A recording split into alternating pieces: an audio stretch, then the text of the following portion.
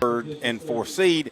And if you really look at the region layout, you've got Cartersville atop at 5-0, and Troup's running second at 4-0 in the region. Sandy Creek and Cedartown are both knotted up at 2-2 in the region. And then you drop off to Chapel Hill, which plays LaGrange tonight, and then Central at 1-3. It would take Sandy Creek is going to play Cedartown tonight.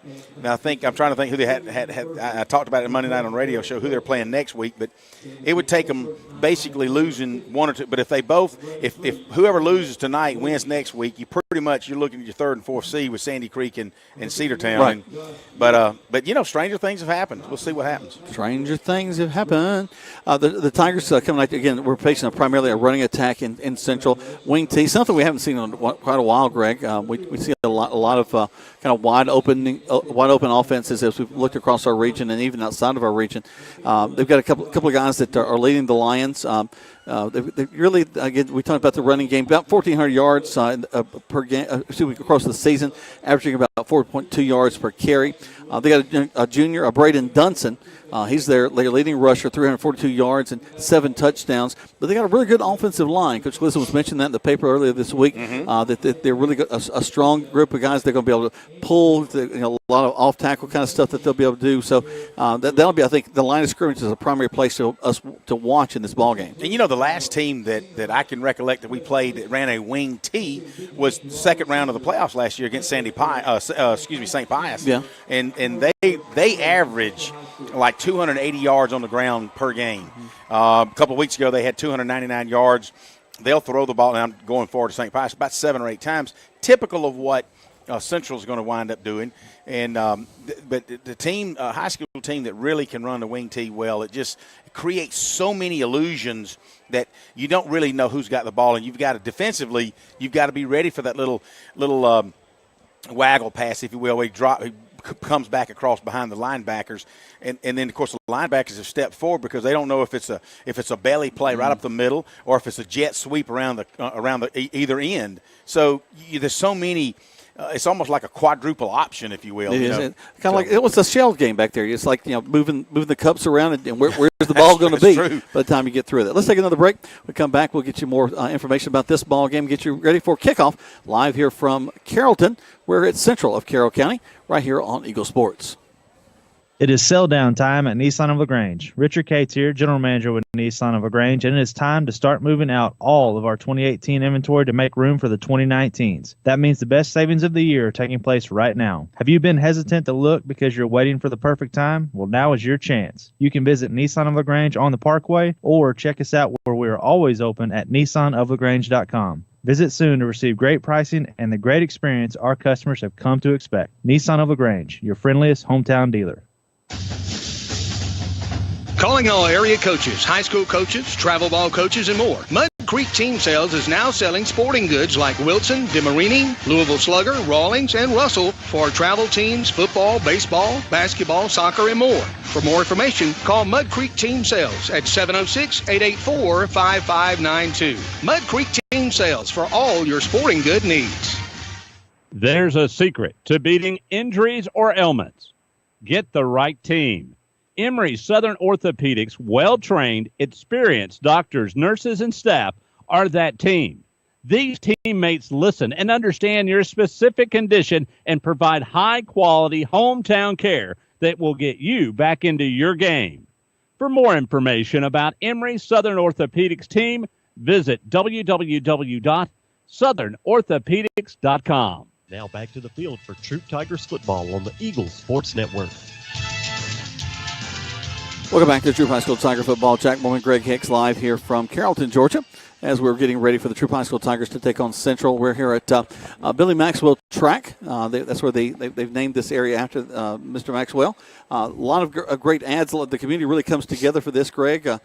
We've got lots of different companies that are supporting this team. It's good to see the community all come together to make something like this happen. Well, as we were driving up, we noticed just a gorgeous addition they've added to the school about 5 years ago. There's still a 3-story building behind us, right? Academic wing, and then of course the field house looks like it's probably less than 7 or 8 years old, and the turf is only about 6 or 7 years old. So this is an entire facility, not just the athletic facility, but the school grounds itself. I know that we've been up here 3 or 4 times in the past 4 years wrestling with the Troup High wrestling program, and what an outstanding gymnasium they have, and it kind of makes the Troup Tigers envious of that. And of course, with our new facility going up at Troup High School, in the future is going to allow us to host competition cheer matches, volleyball matches, and I'm talking about not just a match, but an actual tournament, a wrestling tournament where you'll have. You may have 15, 16 wrestling teams, and you may have 2,000 or 3,000 people show up. The kind of the things that we've done up in Atlanta before. So the opportunities of this new facility that we're going to have there at Troup High School are just enormous. Looking at the Tigers earlier in the week, Coach had a chance to do some online interviews, kind of a neat little thing that Kevin Eckelberry has. Like you can kind of see that, and I think Coach enjoyed that venue. Of course, on Monday nights, you can hear Coach listen talk to Greg Hicks there about 8 o'clock. We have a great time talking local football. At 7 o'clock, we have Coach Earl not Earl Campbell. He wished. Chambers County. Coach Chambers. He comes in at 7 o'clock, and we have Coach Pete Wiggins at 7:30. 8 o'clock, Greg talks to Coach Glisson, and I talk to Coach Gibbs of LaGrange High at 8:30. So it's always a fun night out at Johnny's Pizza on the Parkway across from the LaGrange Mall. We invite you to join us each and every Monday night there through the football season. I guess we don't have as many of those left to go with the regular season-wise, since we got this ball game. LaGrange playing tonight against Chapel Hill. Mm-hmm. And then next week they have their last game against Shaw. And, of course, then there's the collision course that's coming between Troup and Cartersville. Well, and we have an opportunity to go to Cartersville next week. Now, this not to look too far, but if we're able to win the ball game tonight, that'll put us the first team in Troup Tigers history since, I think, 56, as when Troup High, 56, I believe, the old, which is Whitesville Road School, opened up. And so that'll be an opportunity for the Tigers to put their name on history tonight. But, and then, of course, you're right, what a huge opportunity we'll have next week. Whether we win or lose this ball game tonight is for the region championship next week in Cartersville. We talk about passing. 2,871 yards by Max Brosner from Centennial. Of course, he's the 7A leader, and you got Dylan Fromm. I think he's got a couple of a brother up at UGA. He's the 5A leader. Actually got Harrison Bailey from Marietta. He's the 7A leader. But then you got Ben Whitlock from Denmark. He is a sophomore. He's never played. Denmark is a new school in Forsyth County. You've got North Forsyth, you've got Central Forsyth, and you've got South Forsyth, and now you've got Denmark. He is the leader at 2,489 yards passing, and he's never played a varsity game until this year. Wow. I know where you're going with this, because you got Kobe, who's never been a quarterback. Well, other than middle school. You're right, it's been a while. So Kobe is coming in at, I think he's like 6th in passing, only about 400 yards behind, actually 300 yards behind Whitlock, who leads to 418. Kobe's got 2,176 yards passing. And then you go down all the way to Cartersville. You've got T. Webb, their new quarterback up there, is 1,571 yards. So he's about 500 yards behind Kobe. So you got a lot of opportunity there. Receiving-wise, you've got Jamari Thrash for the Tigers sitting at 536 yards receiving, and Joko Willis sitting at 517. Well, Denmark only has one receiver that's getting all the catches. He's got 1,069. So you kind of like the way Kobe spreads it around. Otherwise, it's very easy to have Jamari or Joko to have the 1,000 yards themselves. Yeah, well, so, last year Thrash was over 1,000 yards as well, with the way that went. Let's go ahead and take a break as they're getting ready to do the national anthem and some of the other pregame festivities. Right now you're listening to Troup High School Tiger Football on Eagle Sports. Have you gotten your flu shot? Now is the time. Holmes Pharmacy is a place to get your flu shot. And if you have insurance, it could be free. So don't wait. Drive right up to Holmes Pharmacy and get your flu shot today at Commerce Avenue in LaGrange, inside the Piggly Wiggly at Lee's Crossing, and in Hamilton. And if your doctor feels you need a high-dose flu shot, Holmes Pharmacy has you covered. Hi, I'm Perry Prather, pharmacist at Holmes Pharmacy. We have your flu shot ready, so come see me or any of my fine staff at Holmes Pharmacy today. Hey folks, T-O-double-D, Todd Parrish here with Kia LaGrange. This October we're going pink for breast cancer awareness. For each new car sold, we'll be donating a portion of our sales to Hope for a Day. This month's featured vehicle is a 2019 Kia Forte FE 6-speed. And yep, it's a rule breaker, a limit pusher. It's style and value rolled into fun. Drive out in yours today for only $15,988. Shop our complete inventory at any time online at KeelLaGrange.com. Help support your local economy. Stock number 110922. Price plus tax, tag, and title. See Keel LaGrange for complete details. In 1916, Auto Owners Insurance teamed up with local independent agents so customers could get fast, friendly, local service. Bravo! It worked so well, we decided to keep it that way. And 100 years later, we still do things the same way by teaming up with local independent agents who deliver quality, personal service. Some might call that old school. But then again, maybe everything old is new again. Kind of refreshing, isn't it? Mallory Agency at MalloryAgency.com. For all your insurance needs, it's the Mallory Agency. There's a secret to beating injuries or ailments. Get the right team. Emory Southern Orthopedics, well-trained, experienced doctors, nurses, and staff are that team. These teammates listen and understand your specific condition and provide high-quality hometown care that will get you back into your game. For more information about Emory Southern Orthopedics team, visit www.southernorthopedics.com. Now back to the field for Troup Tigers football on the Eagles Sports Network. Welcome back. Right now, the junior ROTC is bringing the flag across to the far side to the silence across the crowd as they're getting ready for that. We'll stop in a moment when the national anthem begins to be played. Of course, last year the Tigers beat Central Carroll 35-14. It's always been a pretty close game between these two teams. Central usually shows up. There was back at Callaway Stadium last year, but today's game is, of course, in Carrollton. And here is our national anthem.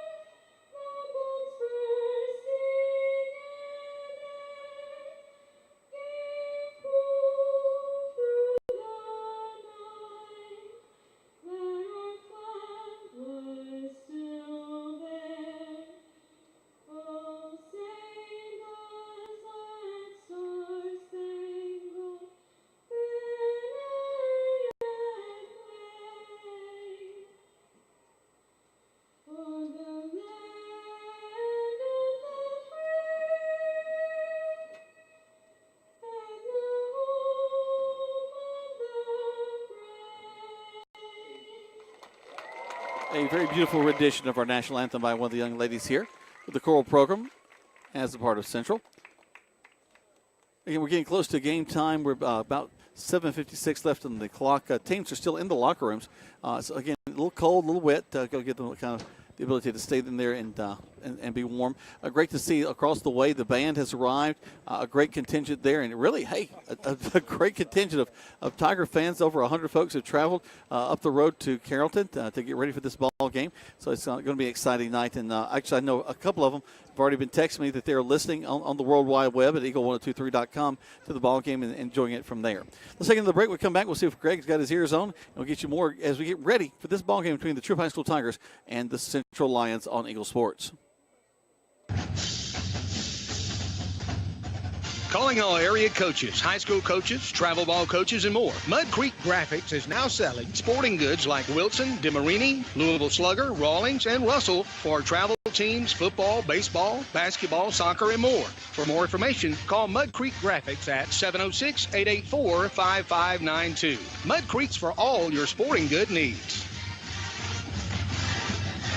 Deciding to sell or buy a home is a big step. To make sure it's a step in the right direction, choose the person best qualified to handle your real estate needs. Joel and Rob Upchurch have been breaking sales records every year since 1997. They truly are the real estate leaders in West Georgia. So take a step in the right direction. Contact Joel or Rob Upchurch at RE/MAX Results because they are dedicated to results and converting transactions into relationships. A Southern tradition since 1945, that's Rogers Barbecue and Catfish House. You can find them at 117 New Franklin Road in LaGrange. So when you're ready for lunch, Monday through Friday from 11 a.m. to 2 p.m., come to Rogers Barbecue and Catfish House for meat, 2 vegetables, and a bread, dessert, and drink for only $7.29. That's a big lunch for a small price. So when you're ready for a delicious barbecue and only U.S. farm-raised catfish, make your way to 117 New Franklin Road in LaGrange for Rogers Barbecue and Catfish House for a great meal.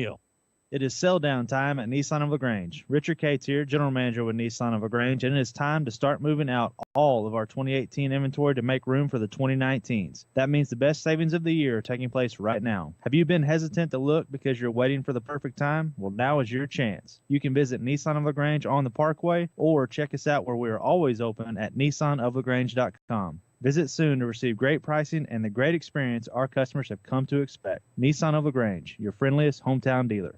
Now back to the field for Troup Tigers football on the Eagles Sports Network.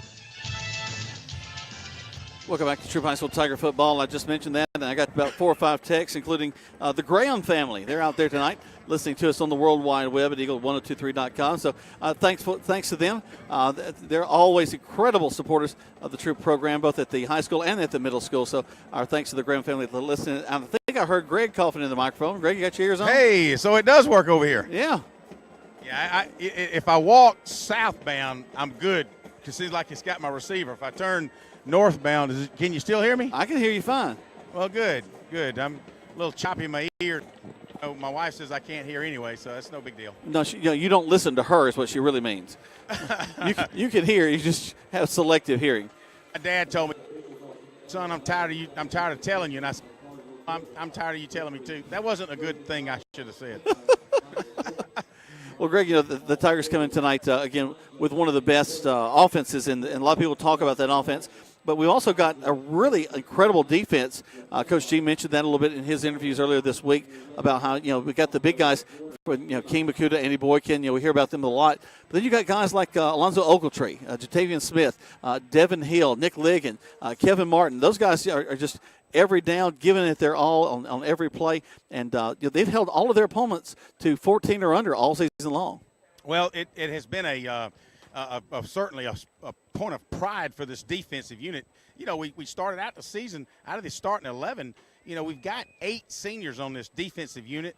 And so kudos to Coach Glisson and Busby as they've filled in a lot of second stringers and third stringers and getting them some significant playing time to build that depth, because you kind of, as the season goes along, you got to build toward next year. But congratulations to this senior-laden defensive team, as a lot has been expected of these guys each game this year, and so far they've risen to the occasion. Another thing that kind of tickles me, Greg, as we get ready for this ball game, when we look over the past few seasons, we have a bye week, usually second, third week of the season, then we kind of roll all the way to the end, injury or whatever, it really doesn't matter. But it seems like a lot of our opponents, as we get towards the end of the year, they don't have to play in the last game of the season or the next to the last game. They are able to either go into the playoffs without a ball game or play in the last game of the season, as we play Cartersville next week. Well, Cartersville's got the night off tonight, or as Glisson said, do you really ever have a night off? They're just not playing tonight. I'm sure their coaches are up in the stands scouting this particular game because they'll be ready for the contest next week. Speaking of getting ready for something, we've got the captains out here, and so we'll have senior King Makuta, senior Gabe Hubbard, senior Jamari Thrash, and junior Kobe Hudson will be your captains for tonight. And, of course, all of the seniors, it looks like, since tonight is senior night, for the Central Lions. They are coming on the field. As you mentioned, Greg, that is they're a senior-led group. A lot of seniors out there on the field for them, and I know that they appreciate all the support they're getting tonight. They have a great crowd to hear on this side. Let's look down there. Looks like number 5 is Zach Folds. He's a senior linebacker. He's out there as one of their captains, along with number 75. I'll get his number in just a second, but I'll let you get the call down there. All right, here we go.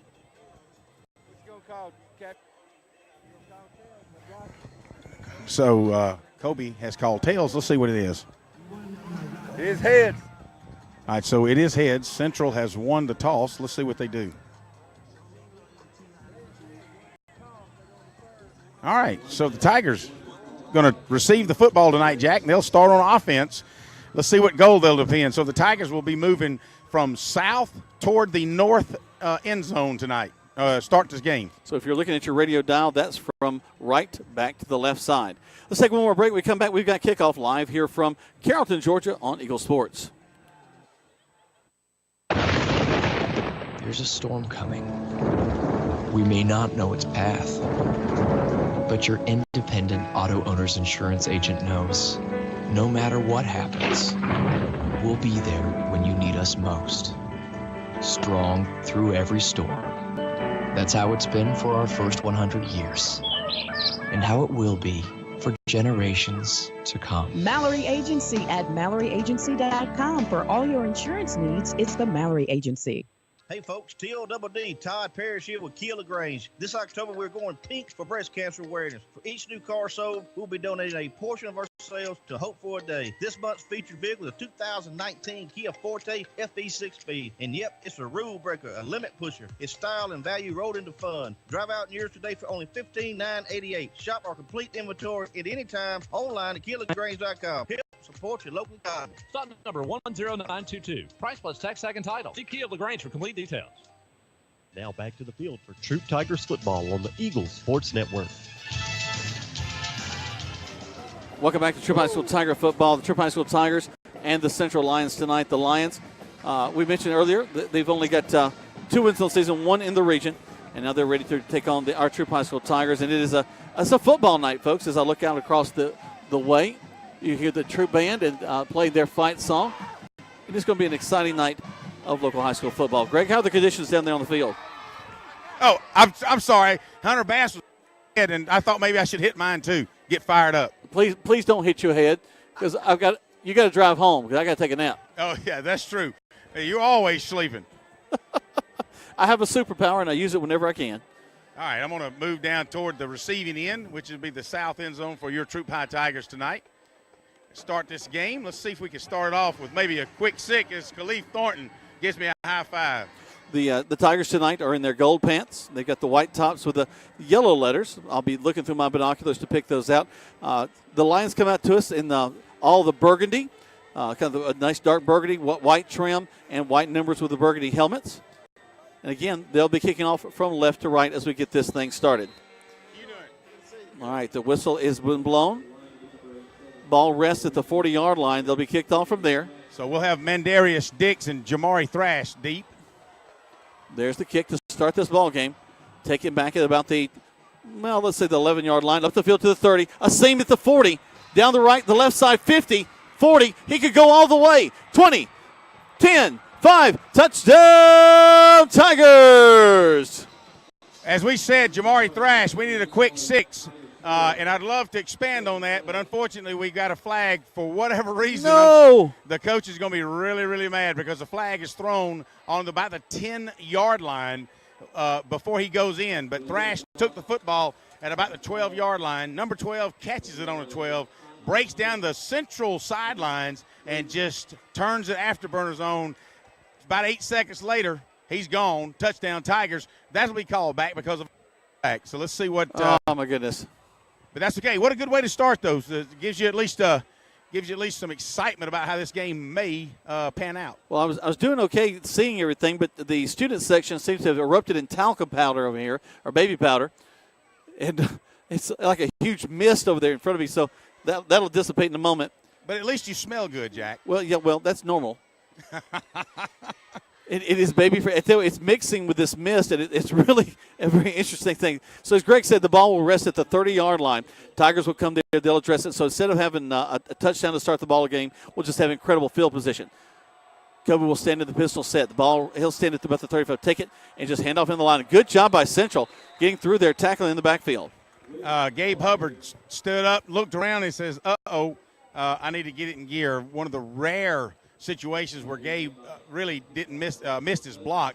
The guy had a stunt going on and kind of beat Gabe to the punch, and that'll go for about a 3 or 4 yard loss, as we'll have second down now and about 14. Second and 14, as Greg mentioned, 11:21 left to go in the first quarter play. And here we go. Kobe's going to roll to his right. He swings it out to the right side, make the catch.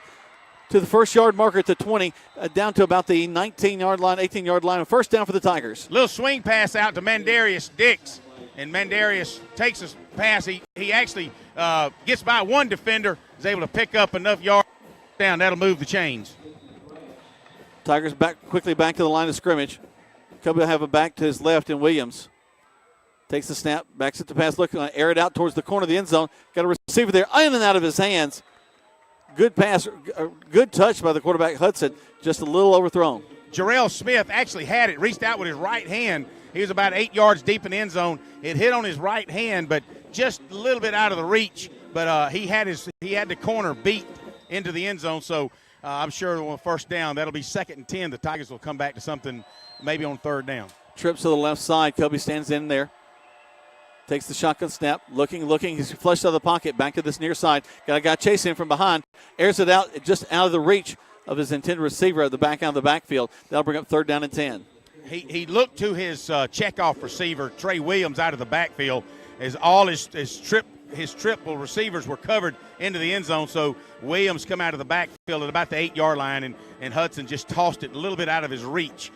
Just getting settled down tonight. Hudson's had 2 pass attempts, slightly overthrown. I would say with the first one to Jarrell Smith was really should have been it could have been caught, but tough one to catch as we go 3rd down.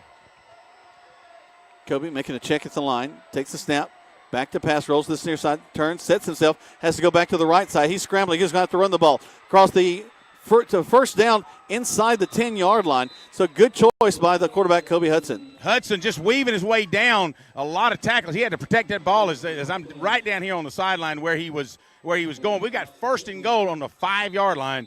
I tell you what, these Central Lions are really going after Hudson. They want to try to let the world know that they can tackle him as well, but trying to grab that football. Trying to grab him is a hard thing, though. Going to run the option back to this near side. Good pitch.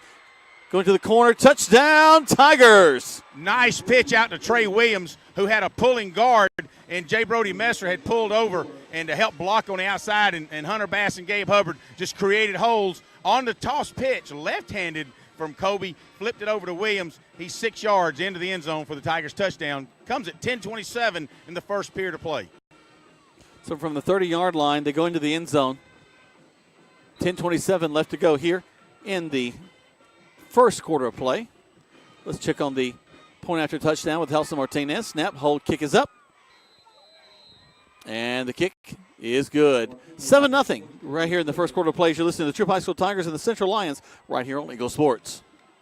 Rogers Barbecue in LaGrange has been locally owned since 1945, and they have daily lunch specials for only $7.29, and that includes your drink and dessert. Tuesday night from 5 to close is all-you-can-eat ribs, and Thursday's all-you-can-eat catfish, and with their Brunswick stew is famous throughout the region. They proudly serve only U.S. farm-raised catfish, so dine in or use a convenient drive-through Monday through Saturday, 11 a.m. to 9 p.m. at 117 New Franklin Road in LaGrange. So come join the crowd at Rogers Barbecue. Now back to the field for Troup Tigers football on the Eagles Sports Network. Welcome back to Troup High School Tiger football. Jack Mormon, Greg Hicks live here from Carrollton, Georgia, as we're taking on the Central of Carroll Lions. And the Tigers will be doing the kicking off duties back right to left against Central. You know, we did suggest several years ago when we were up here that the school system consider changing Central's name, since everybody wants to call them Central of Carrollton. But to yet, they've not taken our suggestion. No, I don't think they will. Central's got their own set of traditions, so that's a pretty good thing. Sidewinder, and he's going to step out of bounds at the 9-yard line. He makes the catch, but they're going to inadvertently step out of bounds and get some terrible field position back there. You know, this late in the season, really even in the first of the season, you've been playing football for a while now, and you just know you're drifting sideways. You've got to look down. It's kind of like a baseball player approaching the warning track. You see the hash marks on the sidelines, and you know you're outside the numbers, so you know it's close. You should look down, because if that ball at that angle could have gone out of bounds, and they would have had start on the 35-yard line. As it stands, they've got first down and 10 from their own 10-yard line. A dangerous place for Central to be, that's for sure. Here they come. Quarterback under center, has the man in motion, backs up, hands the back to that wing back coming around. He's going to get maybe 3 yards out of that, 2nd and 7. That play will be made on a second level. Already got some talking going on is one of the big offensive linemen, had tried to make his way downfield and block Nick Ligon on his from his free safety position. But that tackle was made by, I want to say, Martin, the first tackle of the game. He and Jatavian Smith on that tackle after a 4-yard gain. Quarterback back under center. Hadn't seen this a lot this year. Turns and runs the same play back the other way. Got a little distance on this one. He's going to get a first down across the 20. You know, you mentioned shell game. They're going to spot that at the 19-yard line. You know, with a wing tee, just, again, it offers so many disguises. You just don't know who's got the football, and it'll take the Tigers a little bit to settle down. But, you know, I kind of like this playing a wing tee team late in the season because, you know, when you get into the playoffs, you're going to get to see people that you just hadn't seen what kind of offense they're running all year. So I kind of like it at this time of the season. Well, they'll churn up a lot of clock with this running game, that's for sure. Once again, they had the ball going around the left side. They don't get anywhere with that one. They're going to lose yardage. Back to the 15. They're going to give him forward momentum back to the line of scrimmage. So it brings up a 4th down and 1. Kevin Martin on a nice initial hit. And, of course, he was helped out by about 10 other Tigers. But they were all on him, and that came out as no gain. So Central, deep in their own territory, 4th and 1 from the 19-yard line. They've got to get to the 20. They're electing to punt the football. Now, again, think about it. I'm seeing the light shine off that football, so that means it might have a little dew on it. So we got to be careful of this as the punter's standing on the 5-yard line. Well, let's see what they do on this as they get ready to punt the ball away. It stands back on the 5. There's the snap. Good snap. There's the kick. Not terrible. Bounces, takes a Central bounce across the 50 and goes out of bounds at the 47. We'll keep it here for just a second. I want to say hello again to all of our radio audience. I appreciate folks joining us and text us as we are here doing the ball game. We had a big fundraiser, Greg, this past week at Hollis Hand, my school, called Boosterthon. And one of the guys, they always have these cool names. There was Rhinoceros and a guy named David Dino. And Dino on his way back from to his home, listening to us on the World Wide Web at Eagle 123. So big shout out to him. Appreciate him and all the great job that they did in leadership to our kids. Once again, here come the Tigers. Kobe's going to take the shotgun snap, roll around, throw it in the flats, and it's going to fall incomplete at the 50. Normally, sure hands Joko Willis. It hits in his hands. He's thinking about running prior to it because he feels like this is going to be an opportunity for a big game, and it falls out of his hands. And he comes up thinking, I should have caught that football. Just a little out pass, long out pass. Kobe was in motion toward the Carroll Central sideline, and Kobe just dropped it out of his hands. So it'll be 2nd down and 10 from just about the 46-yard line. Kobe standing a little bit deeper than he normally does. Takes the snap. Pass again. So swing it out to Williams. Come around this near side. He's to the 50. 45. Goes out of bounds just across the 45. A nice job as I want to say Tyree Carlisle. I see number 1 coming out of the mix. I'm sorry, you're right, Greg. It was Tyree that time. Actually, and I see, Mark Anthony Dixon coming across with a flag. I mean, but that was Tyree Carlisle because you can spot Tyree. He's got a towel flag, hanging out of his uniform about 3 feet, it seems like. Back to it as Kobe calls for it. And the ball doesn't snap. Well, it's like, all right, who's guilty? So it'll be illegal motion on the Tigers. Yep. Everybody moved except for the Tigers. Center. So if you just joined us, the Tigers opening up with a 88-yard touchdown kickoff return. Unfortunately, that was called back to about the 35-yard line as we had a block in the back on about the 10-yard line. Tigers then took it about 6 plays, maybe 7 plays into the end zone. Your score 7-0 already with 7:45 left. Tigers in the lead in the first quarter. Tigers back to the line of scrimmage. Got a slot receiver to this near side. It goes over the head of Kobe. Kobe doesn't pick it up. Central falls on it. And the turnover there. You know, they tell us often back in the old days, you see a ball rolling around, get on it, and we don't. You're right. It's one of those things when you're an athlete as good as Kobe is and you believe you could just reach down and pick up that football, that's kind of you go to what you think you can do. And Kobe reaches down to pick it up and kind of oversteps it, and there's a Central pursuer right behind him, and he dives on the football. So Central comes up with really an uncommon turnover for the Tigers, and they'll have it 1st and 10 from the Tigers' 40-yard line. Well, the dampness on the ball is a big part of that, Greg. It's hard to snap that shotgun snap every time perfectly. And we've had centers kind of rolling back and forth as well. They got motion going back to the other side. Back under center as they turn handoff right in the middle of the line. Driving there, going to get about 2, maybe 3 yards out of it. Brings up second down. You know, give kudos to Central as they've got a little momentum now. They're a rare find as a football in the first quarter against a tough Troup team. And look at the quarterback. He's almost kneeling on the ground. He's almost squatting on his heels as he comes up behind the center. Now, I've seen a lot of low-standing quarterbacks when they get into a wing tee situation, but, man, he gets so close to the ground. Yeah, he's right up under there. Reminds me of Rusty Taylor when he played quarterback. He's listening tonight as they're driving out to dinner. Puts the man in motion, going back to the other side. Turns the quick, actually, they'll run the option. He's going to pitch it. And they're going to get a first down out of it at around the 30. Actually, let's see where they mark it. It may be just short. What a nice fake as they take their fullback, number 33, and faked it to him. And both King Makuta and Andy Boykin are on the tackle for no gain. And all of a sudden you see the pitch out, and they pick up about 9 yards, and it'll result in a first down for the Lions. Lions have the ball there at about the 31-yard line.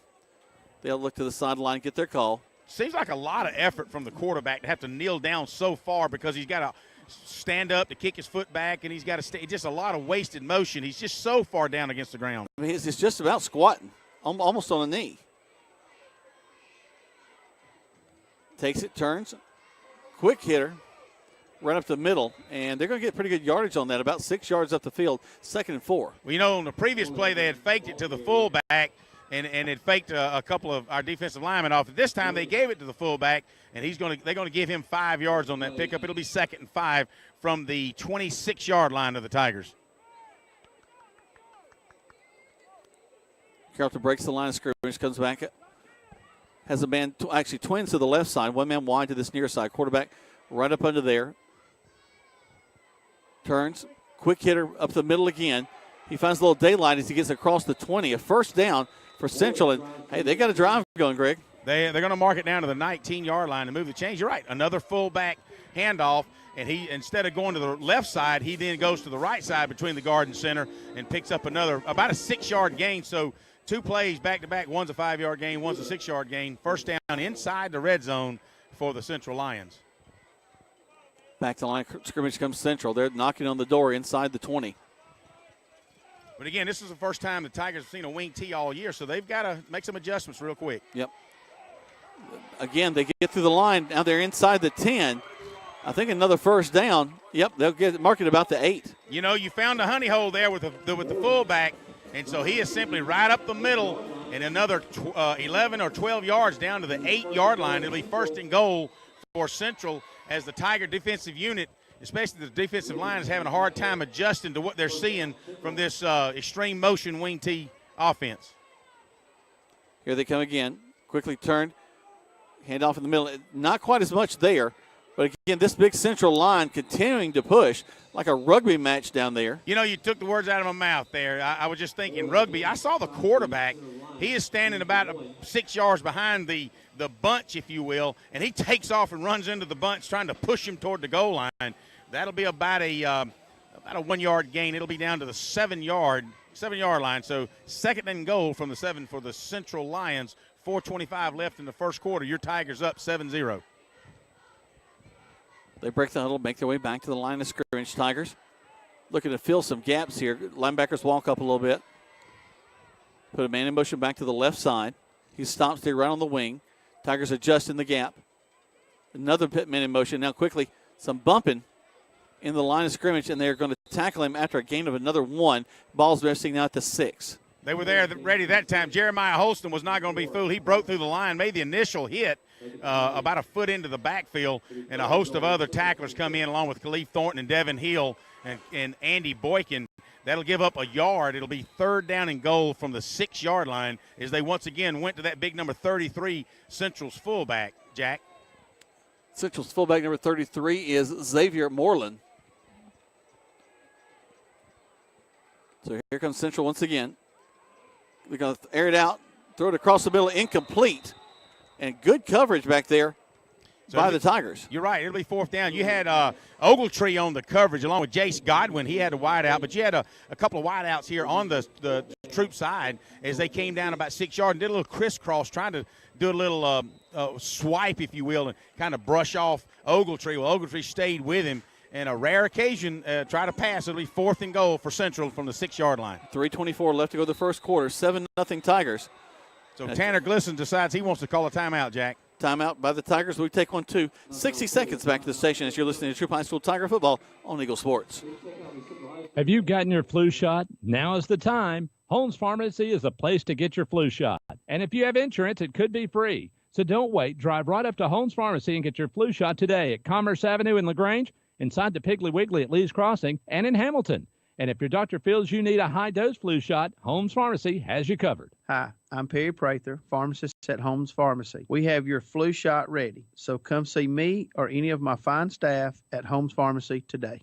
Hi, football fans. Jonathan Moose Map here from Glenn Smith in Opelika, Alabama. We love this time of year with all the excitement of football, and we also love that Glenn Smith can play a part in supporting high school sports. We support the team, the coaches, the band, the cheerleaders, and of course the families and the fans. At Glenn Smith, we're proud to be your local Chevrolet Buick and GMC dealer with over 500 new and used vehicles every day. Online 24/7 at glennsmith.com. That's Glenn Smith Chevrolet Buick GMC in Opelika. Get ready to smile. Now back to the field for Troup Tigers football on the Eagles Sports Network.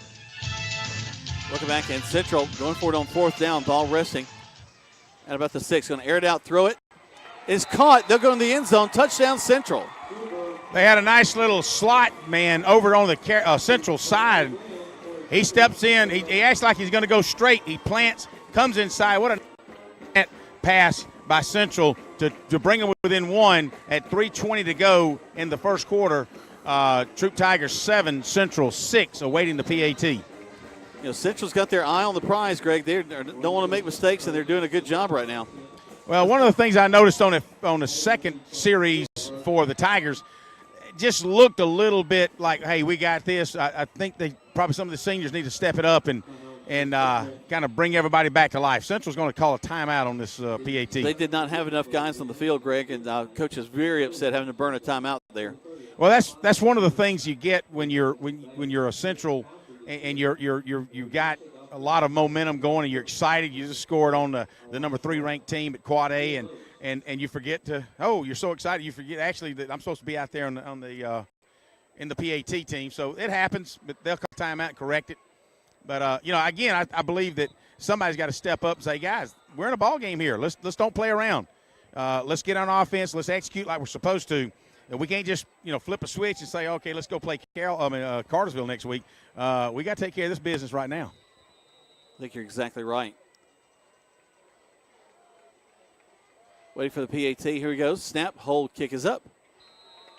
And the kick is good. 7 up. We're knotted at 7 with 3:20 left to go here in the first quarter of play. You're listening to Troup High School Tiger Football on Eagle Sports. Hi, football fans. Jonathan Moose Map here from Glenn Smith in Opelika, Alabama. We love this time of year with all the excitement of football, and we also love that Glenn Smith can play a part in supporting high school sports. We support the team, the coaches, the band, the cheerleaders, and of course the families and the fans. At Glenn Smith, we're proud to be your local Chevrolet Buick and GMC dealer with over 500 new and used vehicles every day. Online 24/7 at glennsmith.com. That's Glenn Smith Chevrolet Buick GMC in Opelika. Get ready to smile. Now back to the field for Troup Tigers football on the Eagles Sports Network. Welcome back. I would expect, Greg, that this kickoff may go a little different. They may try to put it towards a corner. Maybe even just put it out of bounds to get the Tigers the ball on the 35 instead of risk Jamari Thrash going all the way down with it again. I think I'd be a little reluctant to kick it deep. That's certainly an option, but you've also got Mark Anthony Dixon is one of the fastest players in Quad A sitting over here on the Troup 11-yard line. So who are you going to kick it to? You going to kick it out of bounds? Or you going to kick it to the Thrash or Dixon? Let's wait and see. Here we go. We'll know in just a moment. There's the kick. High kick right down the middle. It'll be Thrash. They'll take it at the 15, up to the 20, finds his wall to the 30. And he's hit and wrapped up and brought down at the 33-yard line. So good job by Central in covering that time. Well, what you see is a lot of white jerseys standing up looking that means you're not doing a really good job at blocking. You're letting these guys get through. I'm telling you, you give a team like Central, who is just begging for an upset, just foaming at the mouth for an upset, we need a good offensive series. We need to go down and march down and put 7 more on the board and then stick it to them on defense, because the Tigers got to wake up a little bit. Central, and you know the coaching staff talked to them. Guys, you can't take these guys lightly. So I think Central just said, hey, you don't need to take us lightly because we're going to be in this football game if you don't straighten up. No, and Coach Smile and his team, they do want to make something happen. Kobe takes the snap, turns, hands it off into the line, breaks one tackle, goes back to the right side, brought down. And I tell you, they're swarming on the interior line, Greg. I don't know that we're going to have a lot there all night. We might have danced around for a half-a-yard gain. We might have danced around to get back to the line of scrimmage, but Tyree Carlisle just could not find anything on the left side of the offensive line that time. So it'll bring up 2nd down and 10 as both sides of the ball for Central are fired up right now. And might I also say they've got a 9-tuba band, so when they crank it up, buddy, they blow us off the sidelines over on the visitor side. And they're doing it between every play. Actually, we found a seam in the line. Good job by Carlisle. Breaks across the 40 to the 45 and a first down. You know, right up the middle behind J. Brody Messer and Hunter Bass along with Stephen Messer, right up the middle for 11 yards. So it looked like Central has been pursuing off the edges, so Tigers took it right up the middle. They're walking up 5. They're showing blitz, but it's not going to do them any good because we're going to break to the left side to the 50, down the sideline to the 40, and another first down. Well, Tyree lost his flag that time. One of the Central guys thought we were playing flag football, so he snatched the flag off the towel off his back of his pants. But Tyree off the left side behind Gabe Hubbard and Joko Willis on a nice stalk block on the right in front of the Carroll, the Central Carroll bench, provided for a first down for the Tigers. This is the kind of drive we talked about, Jack. Yes, it is. There's the snap. Good snap. Carlisle on the right side, brought down by a couple of guys. I see, looks like Will Cooley perhaps getting up off the ground. A little bit overwhelmed that time. Big number 70, Ethan Lee. He's a big boy. Was down on the tackle. He's the left tackle for Central. That'll go down as no gain for the Tigers. Kobe calls for it. Turns, going to air it out. Little swing pass to the right side. Finds the block at the 40, 35. Still on his feet. Finally brought down a little bit out of bounds. They're going to mark in, about the 32, 33? That's about the 32-yard line as Jarrell Smith takes that little flare-out pass close to the Troup sidelines, able to move it down about 9 yards. It should be 3rd down and maybe a yard for the Tigers. Tigers don't huddle. They always come straight back to the line. They look back to the sideline, get the calls from the coaches. The linemen, the specialty players all looking for something different. It's Williams this time going around the right side. Picks up the first down. He's still on his feet at the 20. Going out of bounds at about the 13-yard line. And a great heads-up run by the tailback, Williams. Excellent job by Stephen Messer as he pulls from his left guard position and comes across the sideline, opens up a big hole for Carlisle as Carlisle takes it down to about inside the 10-yard line now as the Tigers 1st and goal. Actually, we're not 1st and goal. They're just outside the 10. Waiting on the shotgun snap. Here comes. Good snap. And it's going to be Carlisle again. Kind of a little inside-out play. He'll get across the 10 down to the 9-yard line. 2nd down. Actually, Colby pulled it that time, and he came. I'm right down here on the field. It's kind of exciting to see the offensive run down here on the sideline as Riley Bowl comes into the offensive unit. But Colby pulled it that time, danced toward the right, able to move inside and pick up about 5, maybe 4. Should be 2nd and 6 as we can still get a first down at about the 2-yard line. We may only get one more play in the first quarter. 35 seconds left to go, tied at 7. Tigers inside the 10. Kobe going to run a little quick option, quick pitch inside the 10. Tripped up. Oh, my goodness. A touchdown-saving tackle by the young man from Central. Very quick option, as you're right. Very quick option as Hudson flipped it over left-handed to Williams. Williams thought he had it made to the front corner of the pylon, but number 13 Isaiah Terry. Yeah, Isaiah Terry did a great job with a shoestring tackle. He sure did. He dove and just with one hand grabbed his foot just enough to throw Williams off balance.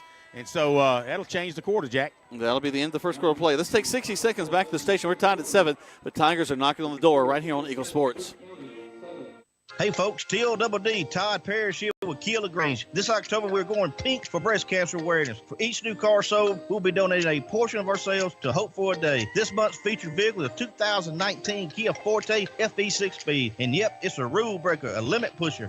Style and value rolled into fun. Drive out in yours today for only $15,988. Shop our complete inventory at any time online at KiaLaGrange.com. Help support your local economy. Slot number 110922. Price plus tax, tag, and title. See Kia of LaGrange for complete details. Deciding to sell or buy a home is a big step. To make sure it's a step in the right direction, choose the person best qualified to handle your real estate needs. Joel and Rob Upchurch have been breaking sales records every year since 1997. They truly are the real estate leaders in West Georgia. So take a step in the right direction. Contact Joel or Rob Upchurch at RE/MAX Results because they are dedicated to results and converting transactions into relationships. Now back to the field for Troup Tigers football on the Eagles Sports Network. A fresh 12 minutes on the clock. 7-7 Tigers, though, driving. Ball down on the 6-yard line. And we're going to try to push it in to go around the left side this time. Inside the 5, into the end zone. Touchdown, Tigers.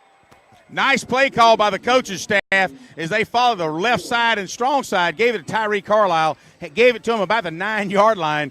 He follows Joko Willis along with Gabe Hubbard and Riley Bowles into the corner of the end zone untouched for a Tiger touchdown with 11:54 in the second quarter. Just underway in the second quarter. Your Tigers 13-7 waiting to PAT. Kelson Martinez will line it up. Snap, hold, kick is up. And the kick is good.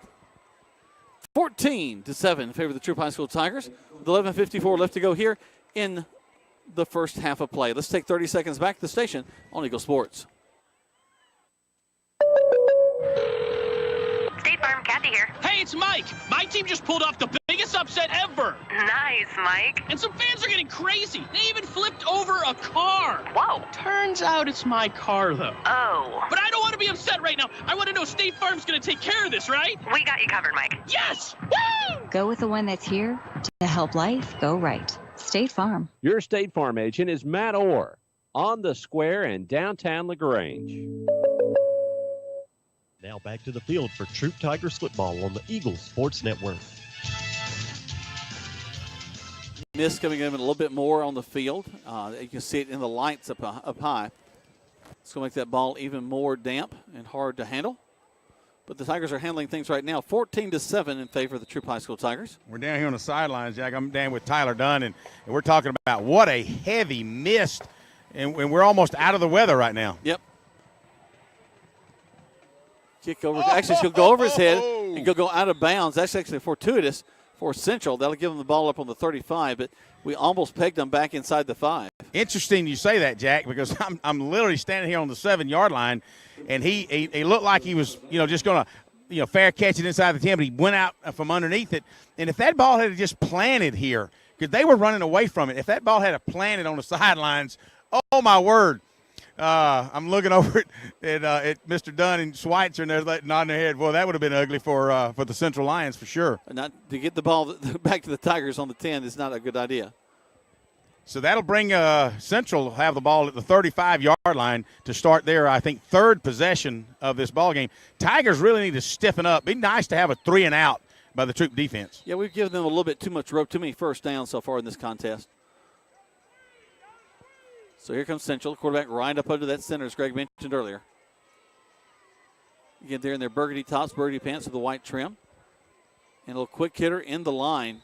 We tightened up on that one. Gain of maybe 2, 2nd and 8. Actually, the quarterback pulled it that time, Jack. He picks up, you're right, 2 yards up to the 37, big 33. He's a decoy for sure. You don't know if he's going to get it or decoy him, but when he does get it, he certainly keeps those legs moving. That's Moreland, Xavier Moreland, number 33. But, wow, at the heavy mist coming down at a slant right now. Man in motion back to the right side. Coming back to this near side with a little interior sling, a little belly play. And, again, we sniff it up pretty good. Another gain of 1 brings up 3rd down. Hey, good job by Jace Godwin along with Khalif Thornton. Jace come in from his secondary position. Coaches over here hollering, squeeze, squeeze. It was a little scissor in the backfield, and you had the offside back on the right side, scissor across, and Godwin was sitting there waiting on him. That'll pick up 2, but it'll be 3rd down and 6 for Central. Back to the line of scrimmage they come. Trips to this near side. Slot man is actually on the line of scrimmage. There's the snap, back to pass. They're going to swing it out to that slot man. Oh, my goodness. He is hit, and he is hit hard back at the original line of scrimmage. Ball comes loose, but they're going to say that he was already down. Yeah, a lot of the Tigers in on that tackle. First probably was Jace Godwin along with Ogletree, and it probably didn't even get back to the line of scrimmage. They'll actually lose yards. It should be about 4th and 8. Yeah, Jack. 4th and 9. It's a. But they were so trying. You just thinking wet football right now because of the heavy mist that's coming down, strong, and it's not just lightly falling. It's almost a rain. But the Tigers were trying to take advantage, try to strip that football, but came just a second after the whistle was blown. It does feel like there's a cloud that's kind of descended on us. They're going to set up the punt. Tigers with everybody on the line but 2. There's the snap. Gets the kickoff. Not too bad. Gets above the lights. Taken back at the 25, up the field. Wrapped up to the 30, then he gets free. Back to the other side. Got to watch out for bad blocks. 30, 35, 40. Down the sideline 50. Knocked out of bounds at the 47. Good job by Jamari Thrash as he really got shirt-tailed back at the 40, about the 38-yard line on the Central sideline, and he just kind of stopped, hesitated for a second, and then he just took off over toward the Troup sideline, able to cross the 50 down to the 46. Excellent field position for the Tigers. Good job by the punt return team on that particular session there, Jack. See, with Thrash on his own, he's probably got over 100 yards in return from both the kickoff return and also that nice punt return. They're going to back it up now. They say he's actually stepped out of bounds at the 48. Still excellent field position for the Tigers, working with a short field now. They held them 3 and out, which is what we wanted them to do. So now with your Tigers up 14-7 with 9:30 to go into halftime, what a nice opportunity, another scoring opportunity for your Tigers to kind of put a little distance between themselves and the Lions. They're starting with the ball on the other side of the 50. Cubby will stand in there with the slot receiver to this near side. Back up to pass. Got a man right in his face. Makes him miss. Steps up in the pocket, and he's gone. 40. Tackled at about they're going to mark him at the 32-yard line. A great heads-up play by the quarterback, Hudson. I tell you what, he pulled that, and he saw a wide-open seam on the right sideline, on the right side of the offensive line behind Will Cooley and Michael Irvin and Hunter Bass, and decided, you know what, I'm going to take care of this, and he runs it up for a first down. Tigers on ball is going to be spotted, like you say, on the 27.5-yard line. Cubby stands in there, slot to the right. Back into pass, throw straight across the middle. Oh. Did fall incomplete, Greg? Well, he had Joko Willis on about an 8-yard slant.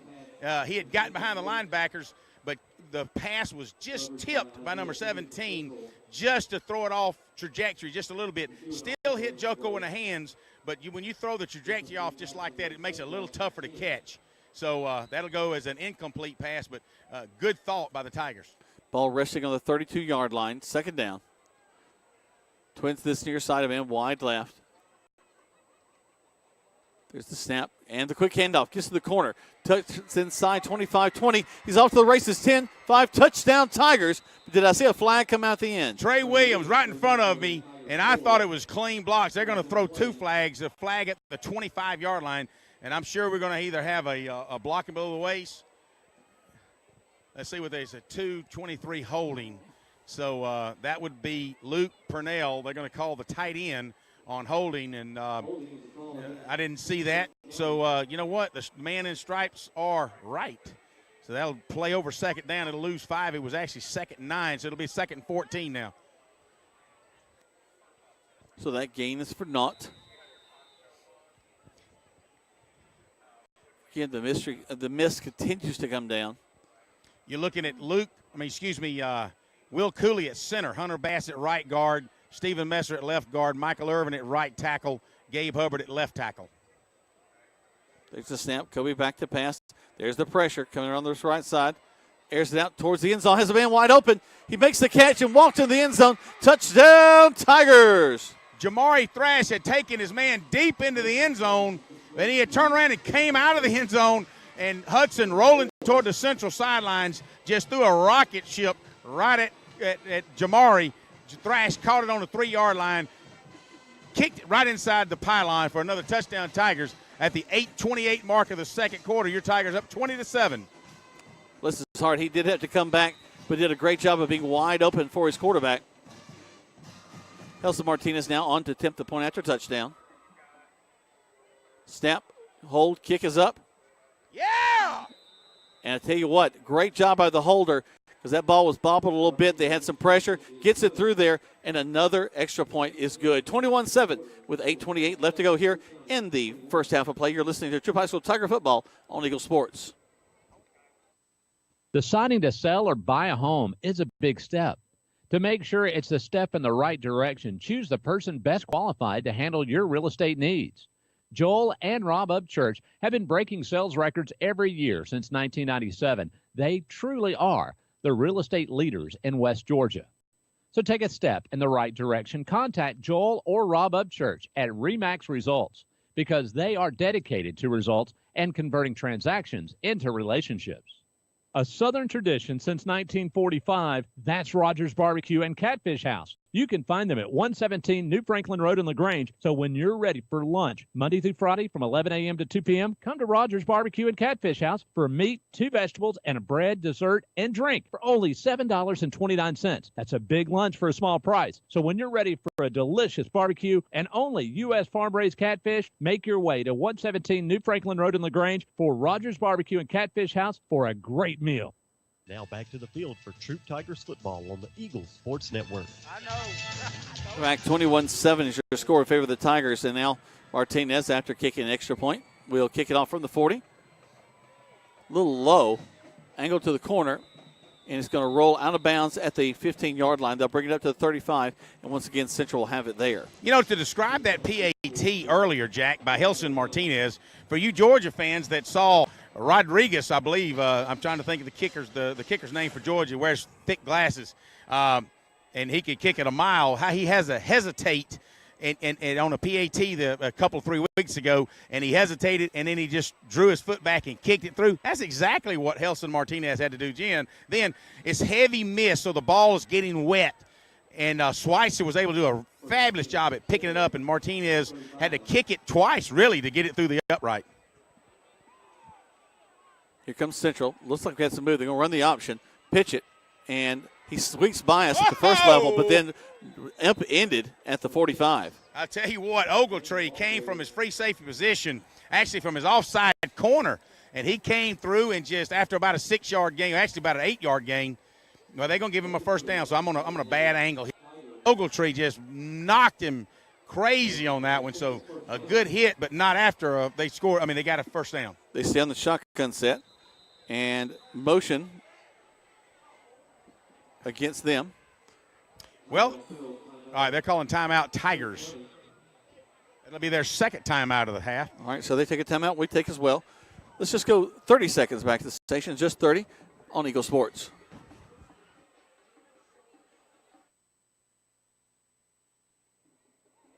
It is sell down time at Nissan.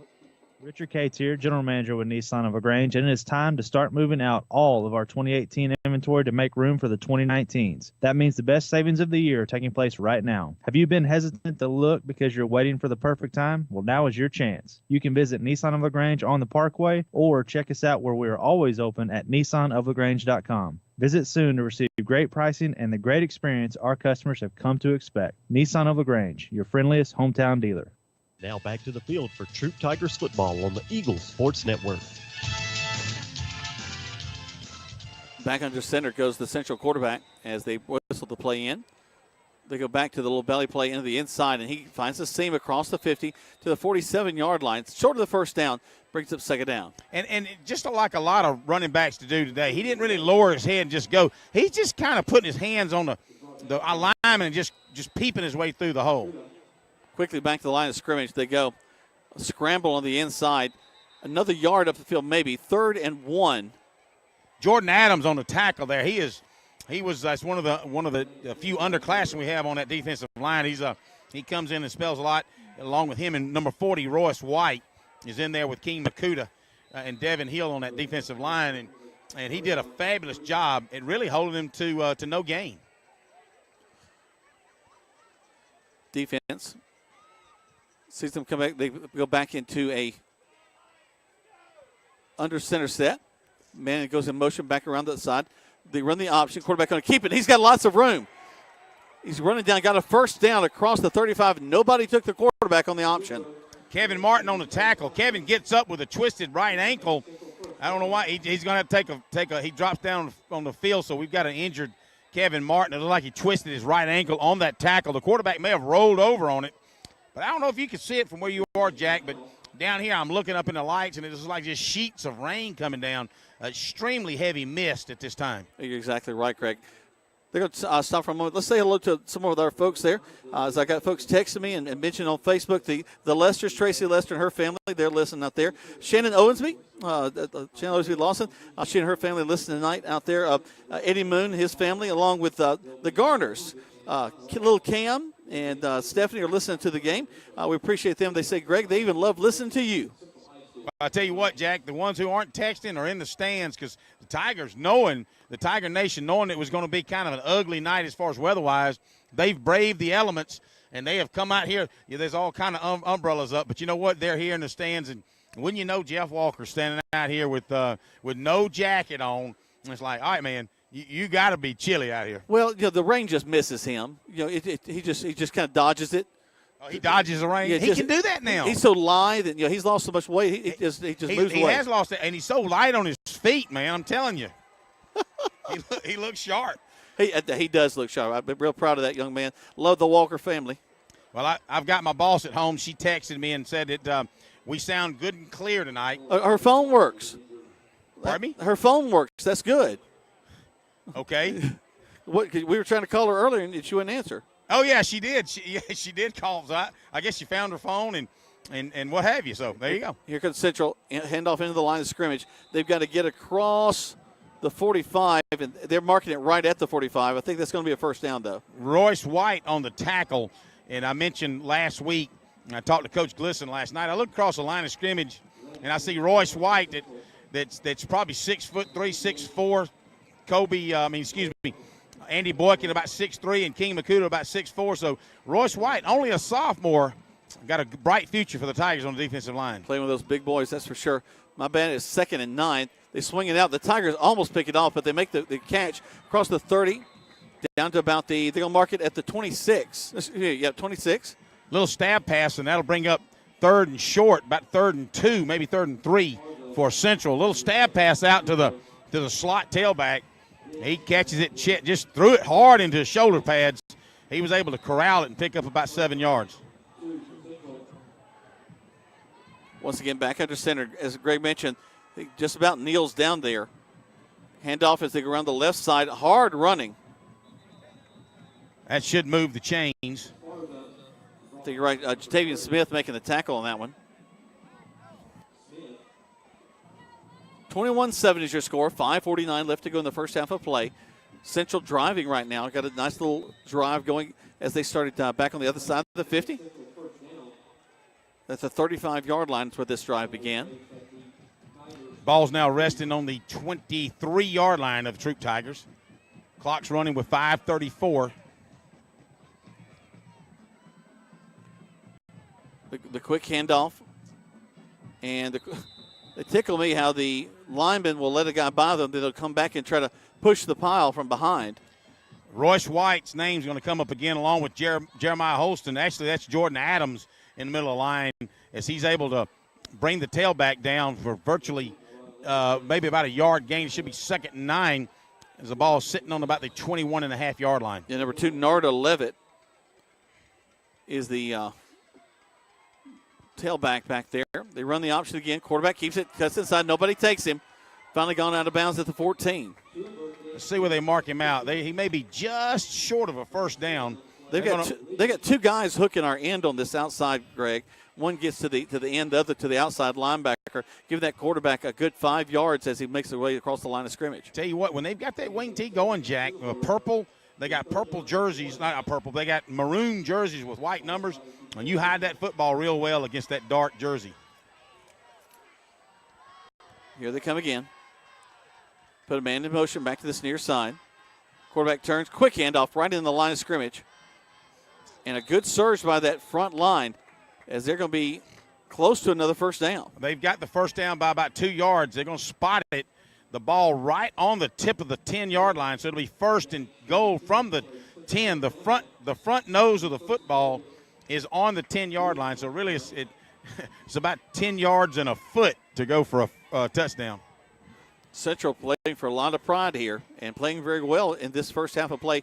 21-7 is the score. This is where the Tigers really are tested now. They need to bow up and keep these guys out of the end zone. All right, so we're going to have encroachment. Just as soon as I say they need to bow up, we're going to have encroachment as the side judge over here. The line judge is actually going to call encroachment by the Tigers.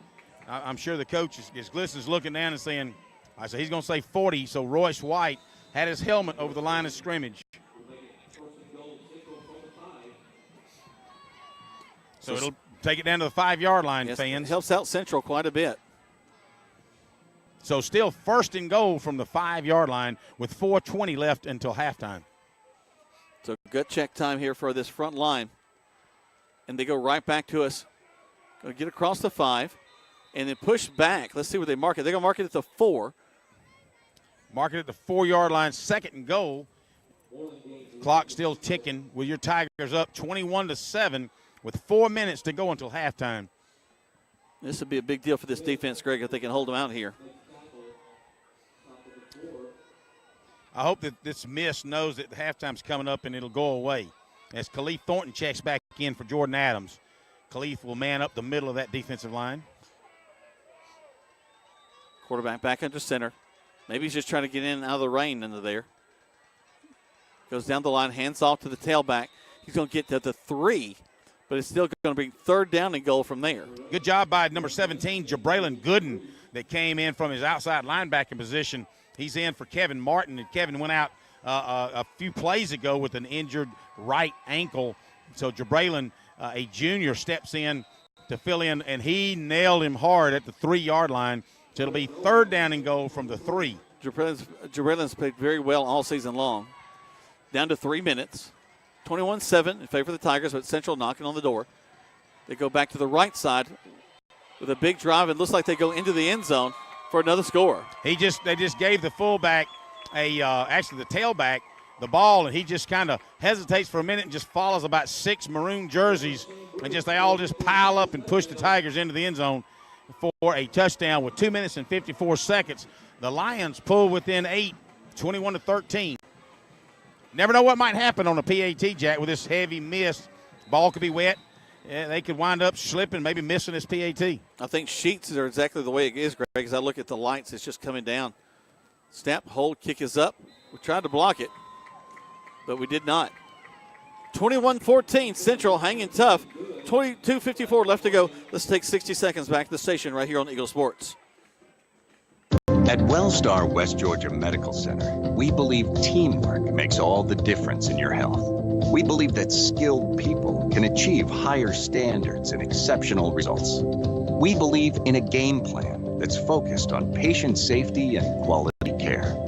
At Wellstar West Georgia Medical Center in LaGrange, we believe in life well lived. To learn more about award-winning healthcare, visit wellstar.org/WGMC. It is sell down time at Nissan of LaGrange.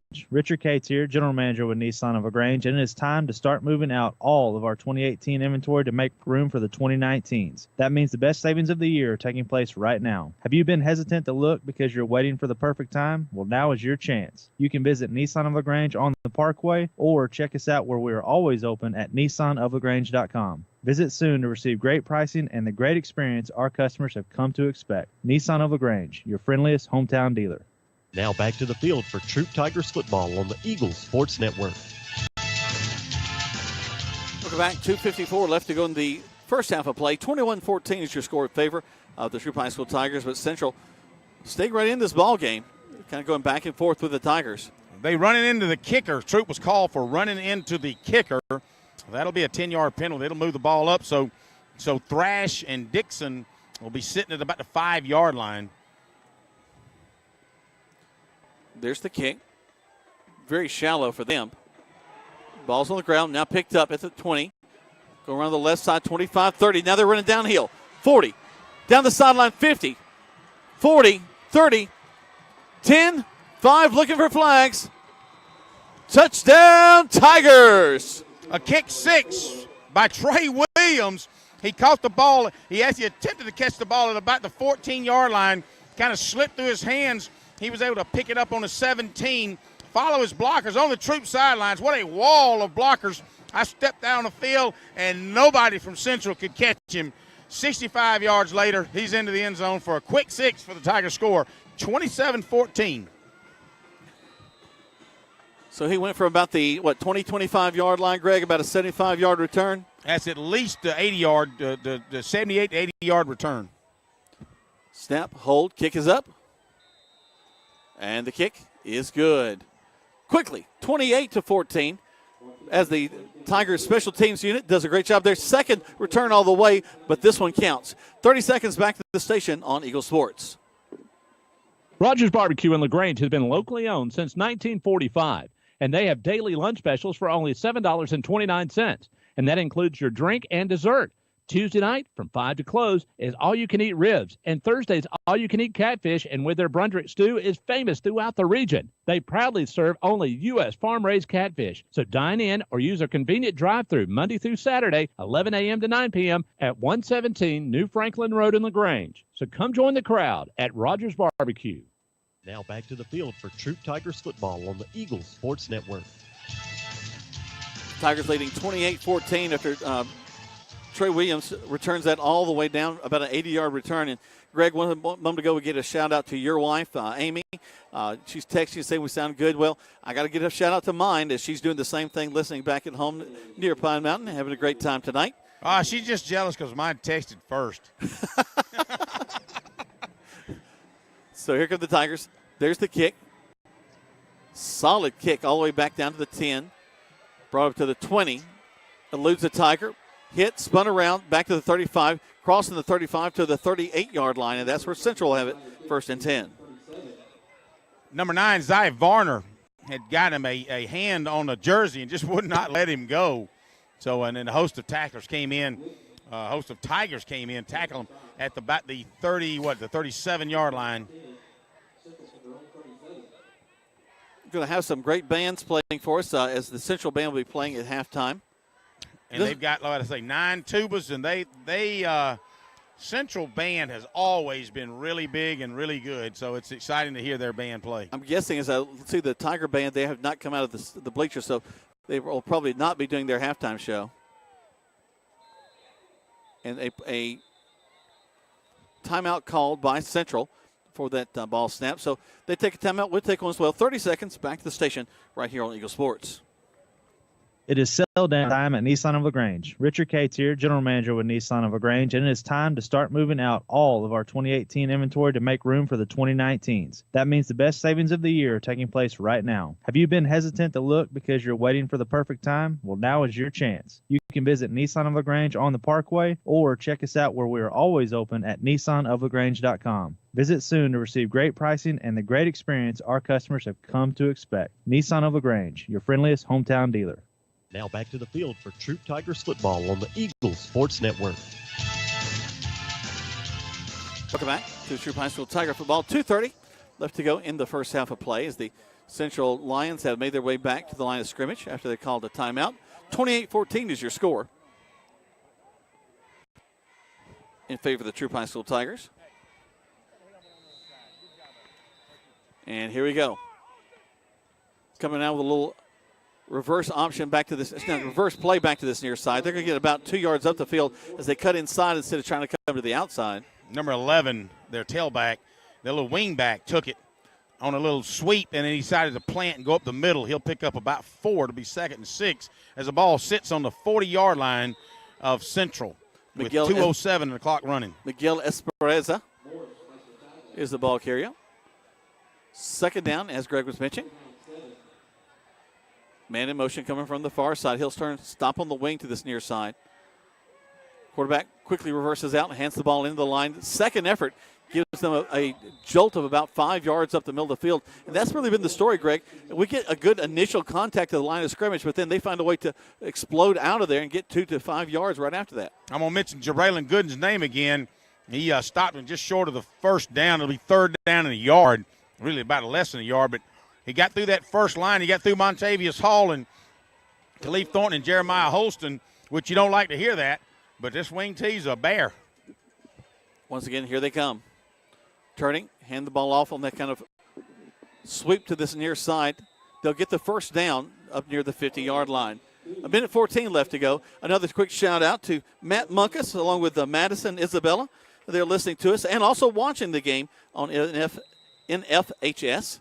So we appreciate them being a part of that subscription service, and we're making sure that Luke will get all the good shots for them because they are listening and also watching the game.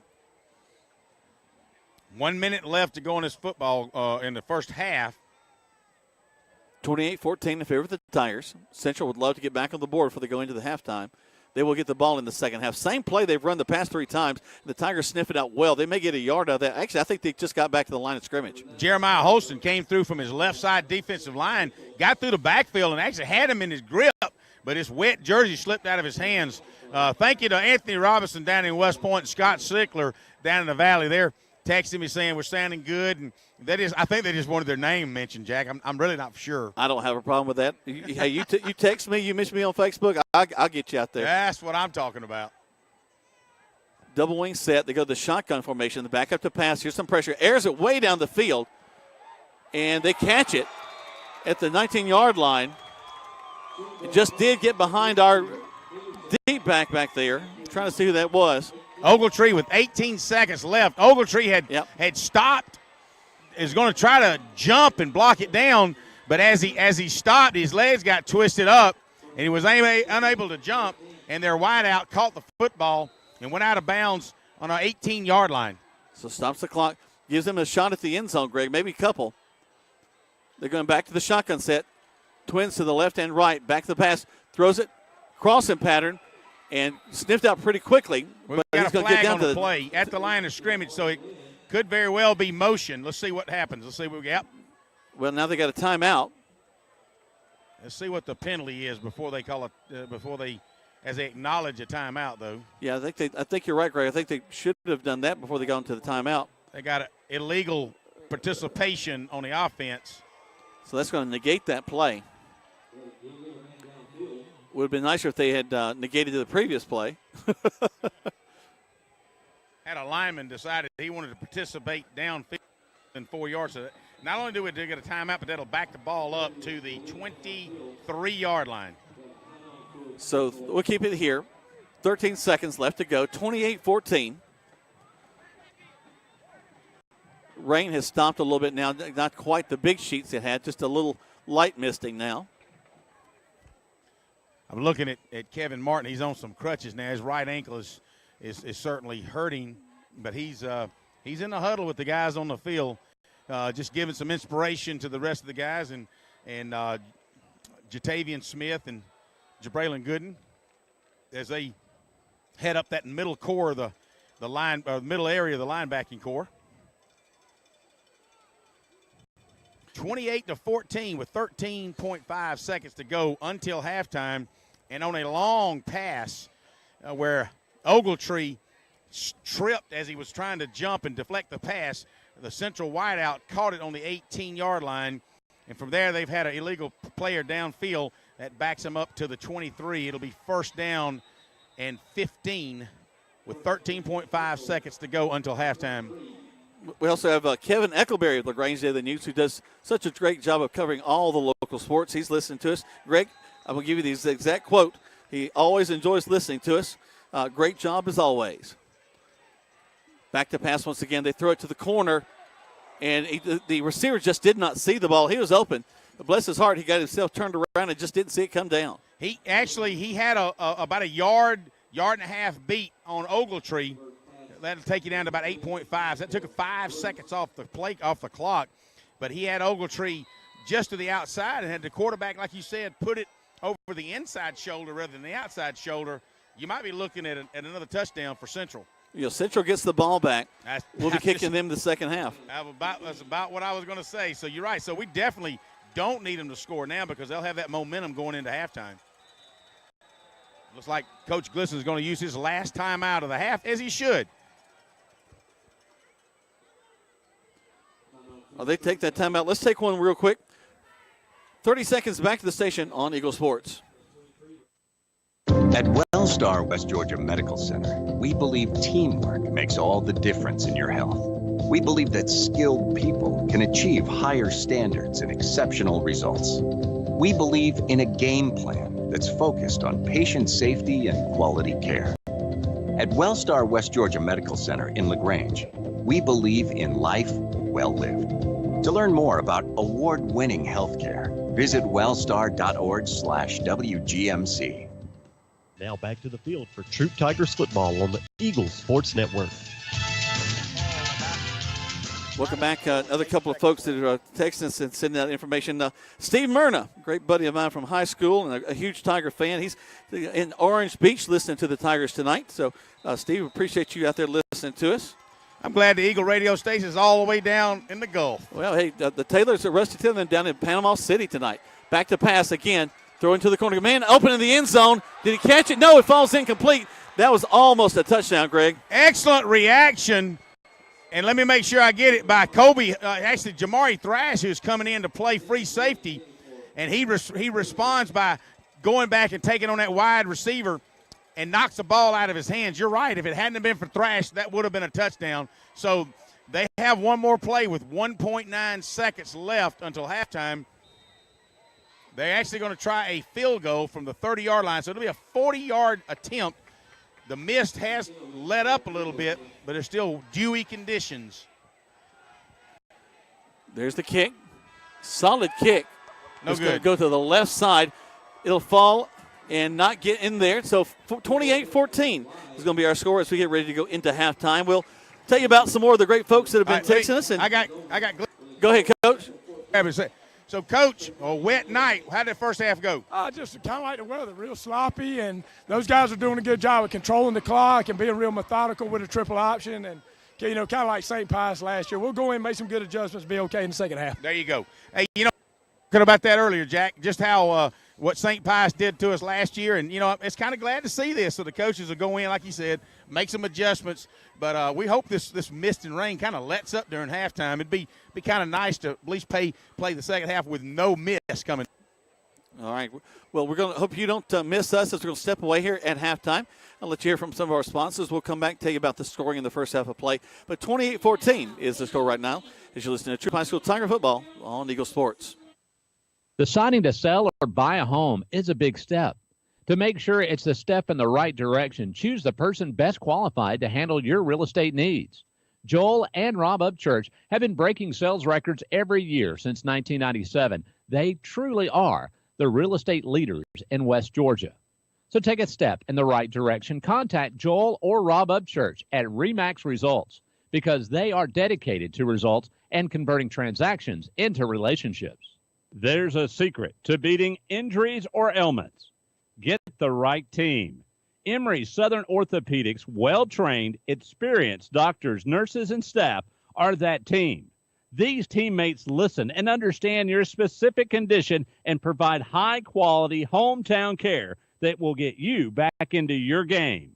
For more information about Emory Southern Orthopedics team, visit www.southernorthopedics.com. It is sell down time at Nissan of LaGrange. Richard Cates here, General Manager with Nissan of LaGrange, and it is time to start moving out all of our 2018 inventory to make room for the 2019s. That means the best savings of the year are taking place right now. Have you been hesitant to look because you're waiting for the perfect time? Well, now is your chance. You can visit Nissan of LaGrange on the Parkway or check us out where we are always open at nissanoflagrange.com. Visit soon to receive great pricing and the great experience our customers have come to expect. Nissan of LaGrange, your friendliest hometown dealer.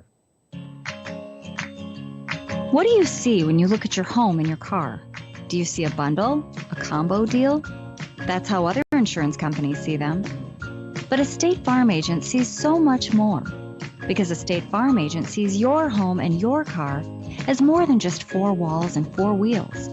They see the things you've worked really hard for. So why not give them the protection they deserve? Your State Farm agent is Matt Orr on the square in downtown LaGrange. Have you gotten your flu shot? Now is the time. Holmes Pharmacy is the place to get your flu shot. And if you have insurance, it could be free. So don't wait. Drive right up to Holmes Pharmacy and get your flu shot today at Commerce Avenue in LaGrange, inside the Piggly Wiggly at Lee's Crossing, and in Hamilton. And if your doctor feels you need a high-dose flu shot, Holmes Pharmacy has you covered. Hi, I'm Perry Prather, pharmacist at Holmes Pharmacy. We have your flu shot ready, so come see me or any of my fine staff at Holmes Pharmacy today. Now back to the field for Troup Tigers football on the Eagles Sports Network. Welcome back to Troup High School Tiger football. I know we got a lot of fans out there of the music, but we do have the Central Band out there. We'll get to them in just a second. A couple more folks we want to give shout-outs to. Jamie Ingram and his folks are listening tonight. Greg, when you have a chance, they want you to give Hunter Bass a smack on the back of the head. Make sure you keep him straight. He's played a good ball game tonight. It is 28-14 if you're the Troup High School Tigers right now. But, again, our thanks to all the folks who have been texting us and mention us back on the World Wide Web. We had Kevin, Lynn Thrill Kill, the Thrill Kills. Thank you so much to them for listening to us tonight. We're thankful to them for being a part of our show. And right now we're going to let you listen to the Central Carroll Band, and you're going to recognize this next part. This next part, here it comes. Got to sing this, da, da, da, Sweet Caroline by Neil Diamond. Let you hear that a little bit.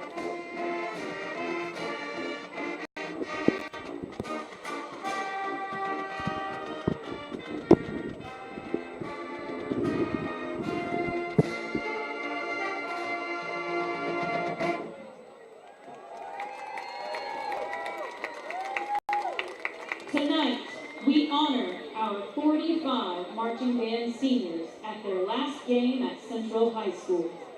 You have been an incredible... On the field right now, they've actually arranged a double C, Central of Carroll County. That's kind of their symbol there on the field. They're not doing a marching segment tonight. They're just having a chance to recognize the seniors and give them a chance to do some of the things that they enjoy doing. We mentioned on the Greg Hicks scale, this is a 9-tuba band. We will conclude tonight's halftime performance with the favorite of the marching pride, Louie Louie. They're going to play Louie Louie for you now. So sit back and enjoy this as you can kind of picture the field as the C's right there in front of us, and they're dancing and having a great time here at halftime.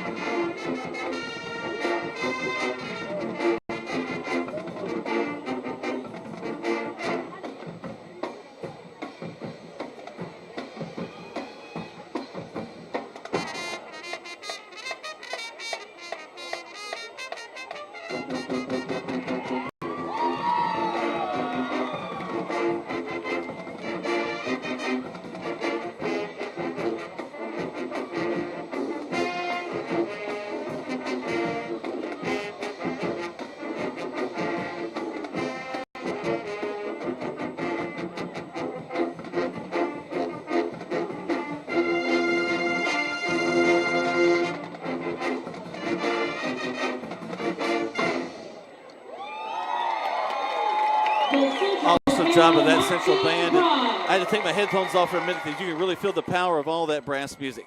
Let's step away for another spot set. When we come back, lots more as we talk about this ball game. And we're at halftime here on Eagle Sports. Hi, football fans. Jonathan Moose Mapp here from Glenn Smith in Opelika, Alabama. We love this time of year with all the excitement of football, and we also love that Glenn Smith can play a part in supporting high school sports. We support the team, the coaches, the band, the cheerleaders, and of course the families and the fans. At Glenn Smith, we're proud to be your local Chevrolet, Buick, and GMC dealer with over 500 new and used vehicles every day. Online 24/7 at glennsmith.com. That's Glenn Smith Chevrolet Buick GMC in Opelika. Get ready to smile. In 1916, Auto Owners Insurance teamed up with local independent agents so customers could get fast, friendly, local service. Bravo! It worked so well, we decided to keep it that way. And 100 years later, we still do things the same way by teaming up with local independent agents who deliver quality, personal service. Some might call that old school. But then again, maybe everything old is new again. Kind of refreshing, isn't it? Mallory Agency at MalloryAgency.com. For all your insurance needs, it's the Mallory Agency. Calling all area coaches, high school coaches, travel ball coaches, and more. Mud Creek Team Sales is now selling sporting goods like Wilson, DeMarini, Louisville Slugger, Rawlings, and Russell for travel teams, football, baseball, basketball, soccer, and more. For more information, call Mud Creek Team Sales at 706-884-5592. Mud Creek Team Sales for all your sporting good needs. At Wellstar West Georgia Medical Center, we believe teamwork makes all the difference in your health. We believe that skilled people can achieve higher standards and exceptional results. We believe in a game plan that's focused on patient safety and quality care. At Wellstar West Georgia Medical Center in LaGrange, we believe in life well lived. To learn more about award-winning healthcare, visit wellstar.org/WGMC. Now back to the field for Troup Tigers football on the Eagles Sports Network.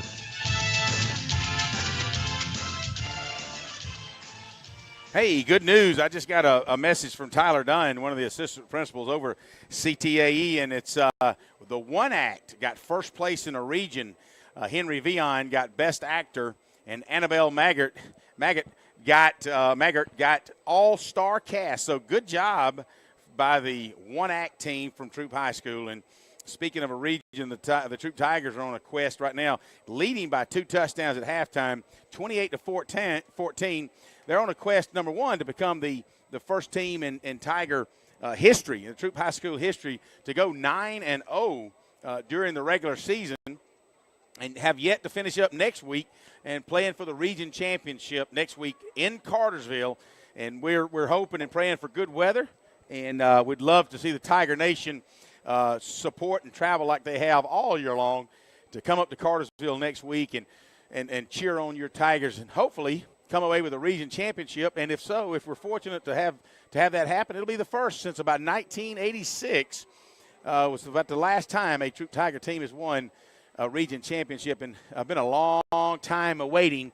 And the Tiger fans, the Tiger players and Tiger fans are hungry for such as that. So, Coach Glisson, if you were listening to us right there as he was going off to halftime, and I asked him, so give me your assessment of the first half, and he said, really, it's just kind of sloppy in a way, and it's kind of ugly like the weather right now. Just a ton of – you feel like you've been rained on all the first half. It's such a heavy mist, and folks are sitting around with their umbrellas on the sidelines. They're in their rain jackets and ponchos and just dripping wet.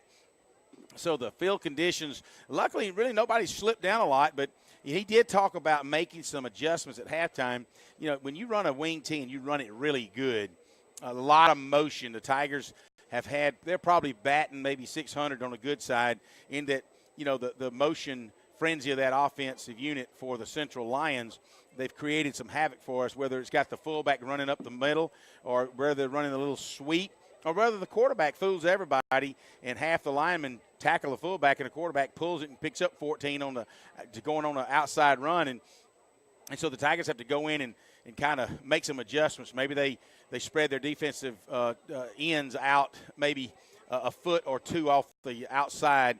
Maybe they move their linebackers in. Maybe they have one blitzing most time up the middle and saving one of the interior linebackers to kind of sit there at space and kind of read and make sure he follows up. But who knows what the adjustments are going to be. But hopefully the Tigers will make the positive kind of adjustments to kind of stop this Lions offense from getting the kind of yardage that they've gotten so far. If you just joined us, 28-14 is your halftime score. Troup Tigers in the lead in this contest. With Central had an opportunity to score with 8 seconds left in the until halftime, and the Tigers were able to hold them. Had a penalty in the game on a pass play and had an illegal man downfield, so they had to back him up to the 23-yard line. But they were able to actually get down to about the 19-18, and they wound up kicking a 40-yard field goal attempt and went wide left as the clock expired. The Tigers take it to halftime. Your score 28-14. Hey, with that, you guys listen to some of our paid sponsors and go out and make sure that you patronize these sponsors this coming week and tell them you appreciate supporting your Troup High Tigers here on Eagle Sports. We'll be right back after about 60-second break. Back to the station. Let me ask you a question. What do you see when you look at your car? Do you just see taillights? Or your dog's tail wagging when you first brought him home? Do you see 4 tires or 2 tired kids in the back seat after their first day of school?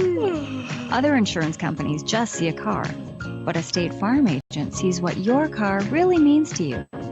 So why not give it the protection it deserves? Your State Farm agent is Matt Orr on the square in downtown LaGrange. Have you gotten your flu shot? Now is the time. Holmes Pharmacy is the place to get your flu shot. And if you have insurance, it could be free. So don't wait. Drive right up to Holmes Pharmacy and get your flu shot today at Commerce Avenue in LaGrange, inside the Piggly Wiggly at Lee's Crossing, and in Hamilton. And if your doctor feels you need a high-dose flu shot, Holmes Pharmacy has you covered. Hi, I'm Perry Prather, pharmacist at Holmes Pharmacy. We have your flu shot ready, so come see me or any of my fine staff at Holmes Pharmacy today. Now back to the field for Troup Tigers football on the Eagles Sports Network. Welcome back to Troup High School Tiger football. Jack Mormon, Greg Hicks live here from the Billy Maxwell track and stadium here in Carrollton, in Carroll County, the central of Carroll County. The Pride did a great job, and we may not have a lot of pride in the second half, Greg, as I look at the stadium's a little decimated over here on the home side. Well, a lot of the people have stepped out back into the main corridor. And they're participating in the concession stands and just talking to one another. But, yeah, you're right. Some of the fans, and they may have gone home, but I wouldn't, man. It's just 28-14. They're playing lights out. They're playing a great ball game, Central is. They sure are. We were talking just before we went to break earlier about Central being able to really gain some good yardage in that wing T offense where, like you said earlier, it's kind of like a shell game where you're just moving kids around and it's like, who's got the ball? And you look up and you tackle a guy and it's like, oh, heck, the quarterback had the ball or the tailback had the ball and I was going for the fullback. The first quarter, their fullback really had a good advantage. We made an adjustments and after he gained probably about 40 yards on several plays right up the gut, we made some adjustments and they quit going to the fullback. If you notice, we didn't call his number the second quarter, and they started going to number 11, their tailback, kind of going off tackle a lot with a little. He's a little slot guy, a little wing guy, and he comes in motion. He'll take it outside. Junior Miguel Esparza was running that. I look back to the ball game. We started off. Really should have had a touchdown on the first play as they kicked it off to us as Thresh took it all the way down. I think you were talking to him a little bit. Did have a penalty. It was great field position. They able to come away with a touchdown. But, we fumbled the ball and gave it right back to Central after we stopped them, and they had to punt to us. So, a few miscues. They haven't had an interception tonight. That's a good thing. We did have a little fumble there. I tell you, Thrash is playing a great ball game. I tell you who else is playing a ball game are our tailbacks, both Trey Williams and also Tyree Carlisle with the touchdown tonight. Thrash with the touchdown. And then Trey Williams, an 80-yard return late in the first half, bringing the ball all the way into the end zone. And just the special teams, the way that we're blocking on the kickoff, if we can get enough hang time, those guys are setting up a gorgeous wall, and we're just getting right around it. Absolutely. Special teams has done an exceptional job tonight. We go back to the second touchdown to take us up 14-7, and Helson Martinez, it was a snap that kind of squibbed across the ground because of the wet conditions. Give credit to Nick Schweitzer. He's able to pick that ball up and place it down. Well, in the meantime, it's a timing play, so Martinez has already taken his two-step and went into kick, and he had to stop his left leg, his right leg motion. Kick. And then as Nick placed it down, he was able to pooch kick it right over the upright, similar to the Rodriguez kid at Georgia. So if you Georgia fans or any Brittany fans that were watching that game and saw Rodriguez kick that ball for that PAT, that looked just like Martinez tonight, and exactly what he had to do. And so we're very good athleticism on his part. He's a heck of a soccer player, and he was able to make that PAT to keep us on increments of 7. So, again, right now with almost about 4 minutes left until the end of halftime. 28-14, your Tigers on top. Ooh, it's been a pretty good ball game, at least if you're a Central fan. Now, I'm interested, Greg, as I watched the end of the second half. We did some mistakes. We did a better job between the tackles of keeping them to move the ball down the field. But what did bother me is the way that we're letting the receivers get behind us a little bit now. We saw that a couple of times. In fact, they had a touchdown that just was out of the hands of the young man. He was right in the middle of the end zone and just sailed over his head. Well, it's interesting you say that because one of them came on Alonzo Ogletree, and Ogletree, we expect a better coverage out of that, and I think Tyree Carlisle's been playing secondary a lot in the first half, and he's also gotten a significant run time on the offense. But we expect a little bit better out of Alonzo Ogletree on that. And so what will happen is you'll have Busby and his crew sitting down talking with those cornerbacks and the free safeties and let them know that when there's a pass play, I know you're fighting up, you're inching up, playing run, but you got to recognize when the guy's running behind you. And I think what it is so much motion in that wing tee, you really think the quarterback's got it or the tailback's got it on a sweep, and you want to bite on that. There's a fine line between biting on that sweep and letting that wide out behind you, because if you go with the wide out and it is a sweep, he might pick up another 5 or 6 yards. If you don't bite, the wide out gets behind you and he throws the ball. So it's a cat and mouse game right now. I also saw that we're not really doing a good job on the option of taking the quarterback. He's cutting inside, getting 7 yards before even thinking about pitching the ball. But again, give credit to Central. They're doing what they've got to do. They're sealing that end. They're also sealing the secondary, the linebacker, outside linebacker coming across. So they're giving him that 7 yards up the field before he even has to think about pitch relationship. Well, thinking about linebacker, let's kudos to Jabraylon Gooden as he come in really midway through the second quarter for an injured Kevin Martin. It looks like Kevin will probably not play the rest of the game, as certainly Jabraylon Gooden, we've called his name throughout the year as he comes in subs or as he's been on special teams. So he has done a tremendous job of that, and he'll do a good fill-in tonight for Kevin, as we certainly hope Kevin is just only has a slightly sprained ankle or a rolled over ankle, because it looked like on that quarterback tackle earlier, the quarterback had just rolled over his ankle. So, but he's got crutches, and the trainers advised him to stay off, keep the pressure off of it. So they've got him sitting down and with it up now with some ice on it. So they're going to be moving back and forth between heat and ice and keeping the thing hopefully prepared for next week. Real proud again, this crowd. The Tigers travel well. They've come the 45 minutes up the road here to Carrollton. And I would say right now there are more of us than there are of them in the stands. Well, like I said, those of you guys that did brave the weather, and, we ran into Mr. Ken Bruce over here at Steak and Shake, and he got out. We got out of the truck and was going to go get us a quick steak and shake before we went into the stadium here. And because as most of you guys are familiar here with Carrollton, Steak and Shake is right behind the Central High School, and Mr. Bruce kept saying, yeah, come sit down, and we were waiting on Miss Phyllis. Well, he came by himself.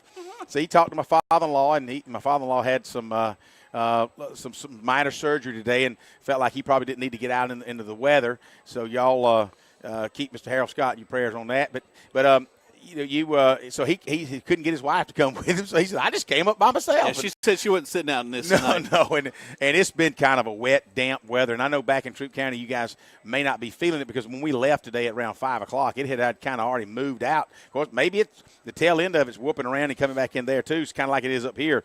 It looks like it maybe during halftime it's kind of moved on out of the way, but wow, that entire first half was so misty.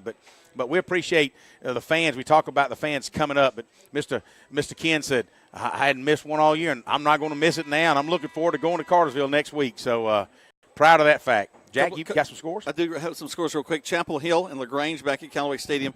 LaGrange struggling in that one. 16-3 is your score, as right now the folks from over at Chapel Hill look like they have that game pretty well in hand. They're in the third quarter there. Also, Sandy Creek and Cedartown. Cedartown, right now, they're at halftime. Cedartown up on that one, 22-17 over Sandy Creek. We saw what a good team Cedartown has last week.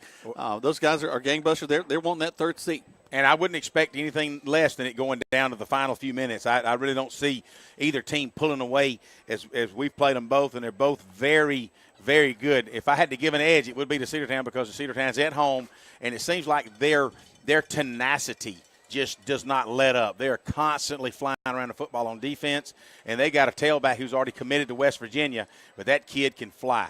And he's a hoss. And a lot of the Troup fans were telling me this past week that, man, that tailback that Cedartown had, he's a go-getter now. Just for the heck of it, and I'll let Greg explain why. We're going to look over at Region 8 and see how they're doing over there. Right now, North Oconee over Oconee County, 17-0, and Madison and Stevens, they're in progress. No score in that ball game. And why would I find that interesting, Greg, to wonder about the scores from those teams? Well, you'd find that interesting because Region 8 is who Region 5 is going to match up with in the first round of the 4A state playoffs. So we will be matching up with the either the third or the fourth seed. Right now, St. Pius won that region last weekend with their victory. And I want to say they beat Oconee County last week, either that or Madison County. But they sealed the victory there, sealed the region championship. So St. Pius will go in as the number 1 seed out of that Region 8. But you've got teams like Stevens County and Oconee and North Oconee and Madison County. And so really a tight race over there. It's a tough region. So it's just kind of waiting to see this week and next week how that pans out. Yeah, St. Pius right now on top of it. They're 8-1, 3-0 in the region. North Oconee 7-2. Oconee County 5-3, and then Stevens and Madison round things out. So, St. Pius, who put us out of the playoffs last year, they're at the top of that region. More than likely, Oconee County will be as well, and then North Oconee, in second, and then Oconee and Stevens down from there. That's right.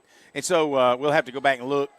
This week and next week, a lot of the regions are playing out, and so is Region 8. But, again, it'll be interesting, like you said, how that Region 8 plays out. But then if you guys are just curious, go to Georgia High School, GHSA, Georgia High School Association.net, GHSA.net. Click on football, click on sports, click on football, click on the playoff brackets, and look at Quad A. And it'll kind of lead you through as to which regions pair up, and if you win your first round game, who you might be matching the second round. And this is the time of the year that the fans really get into talking about playoffs and analyzing the brackets and say, well, what if this and what if that? And so it's kind of neat right now because really right now, unless you're a region winner, nobody knows really what's going to go on. You're just kind of hypothesizing, but it's kind of fun. Well, especially look at our region. We're waiting to see what's going to happen after this ball game, and then, of course, next week, the big showdown up in Cartersville, possibly 2 9-0 teams. So, again, we got to sock this one away, and we'll do that here as we get ready for the second half. So, Helson Martinez will be kicking as the the Lions of Central won the initial coin toss, deferred to the second half, and so they will start on offense the second half. And Helson will be kicking from your left going to the right, or from the north kicking down to the south. And so he's got the ball marked up on the 40-yard line as he's ready to kick off. Looks like things have cleared out a little bit, too. He approaches the ball, gets the kickoff. A little more of a line drive this time, taking back at the 15 to the 20, 25. Hit at about the 35, gets across to the 37-yard line. That's where they'll take it 1st and 10. Little too much, need a little bit better coverage, but like you said, it didn't have as much hang time as we would have liked. And Helson, there's also a slight breeze coming out of the south, so if he gets it up, he's only known to kick it down. The best I've seen him do all year is down to about the 9-yard line. So he averages about the 12-yard line. Well, the kid from Central just then caught it on about the 16. And by the time our coverage got down, we met him probably about the 33, 34-yard line. But he's able to get up to the 37-yard line. That's where they'll take it, 38-yard line. Here comes Central, and they go right back to the same plays, little belly play to the inside. And not a lot there. Great job by the Tiger defense to make some adjustments and make a good stop. Absolutely. I see Jeremiah Holston and Khalif Thornton getting off the pile, and that'll go down as no gain as they take the slot back from the right side. Not the slot back. It's really called a wing back here. I'm so used to calling slot offenses, but take the wing back from the Troup side of the field, and he's in motion. He takes the ball, turns upfield for no gain. Do have a slot receiver to that right side this time. He comes in motion, goes to the backfield, down the line, and I think the quarterback's wishing he had not handed that ball off. He may lose a yard. 3rd down. Well, they take it and hand it off to Big 33, their tailback, who had success many, many times in the first quarter. They look like they thought they might go back to him in this third quarter on a second play from scrimmage. And once again, Khalif Thornton, along with Montavious Hall, in the middle, is able to catch him for no gain, or really for maybe a half-a-yard gain. It'll be 3rd down and 9 for the Lions. 10:49 left to go here in the third quarter of play. 28-14, favor the Troup High School Tigers. Central has the ball, driving from right to left on your radio dial. Or if you're watching this online, you can see that they're going from right to left. Single back to the backfield behind the quarterback under center. Turns, comes down the line. A little quick pitch. Ball's to the ground. So I think the Tigers may have the football. No, I think Central Lions picked it up. Number 33, the tailback, the fullback, kind of bounced right back up into his hands, Jack. Yep, so they'll bring up fourth down, though, and they're going to have to punt the ball away. So a 4 and out by this Tiger defense. You guys that, and we're glad you're joining us, as Jack has said, whether you're joining us on the radio or whether you're joining us over the internet at eagle1023.com and listening live, or whether you're joining us on the the National Federation High School Network, we have cleaned the lens off for you, Anthony Robinson. We got to take care of Anthony now. Absolutely. They're going to make a little adjustment there. Back to the line of scrimmage. Play clock ticking down. There's a snap. Good snap. They've done that all night long. Nice punt. Goes on the right side, bounces. Kind of straight up and down. Takes a little bit of a central roll inside the 30 to the 26-yard line. And that's where they have it 1st and 10. 30 seconds back to the station right here on Eagle Sports.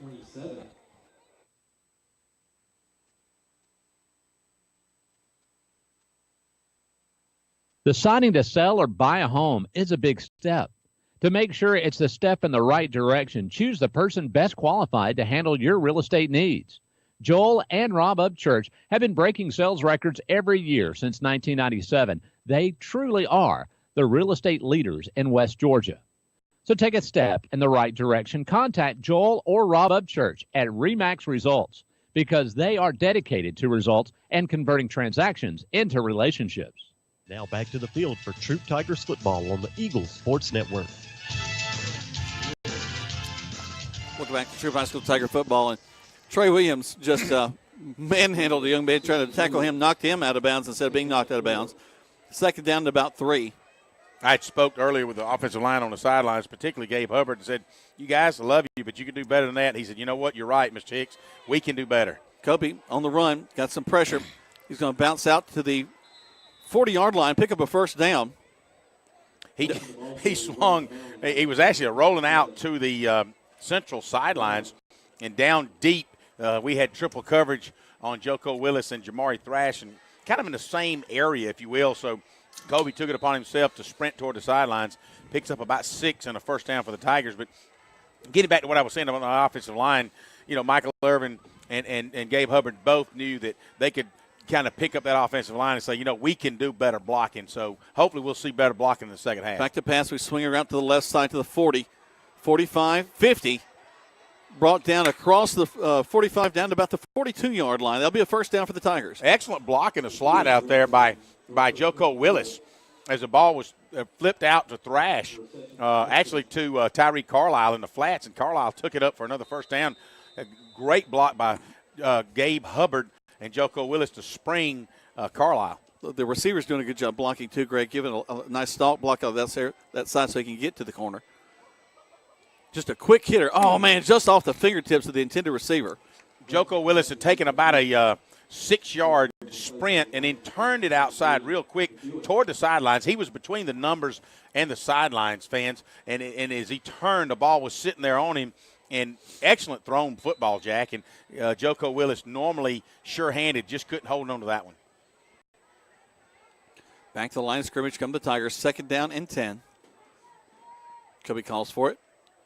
Fakes it. Looks like he was going to throw it. Now he goes into the line. Picks up about 4. It'd be 3rd and 6. I'm not sure if that was a blown play there, Greg. I think that was a good decision by Kobe Hudson, as he had really the corner. They came in on a weak side corner blitz, but the corner decided when Kobe picked up to throw a little stab pass out to Joko Willis, he decided to stop and jump up, and so Kobe decided not a good idea to throw it. He tucks it and runs for 4 yards.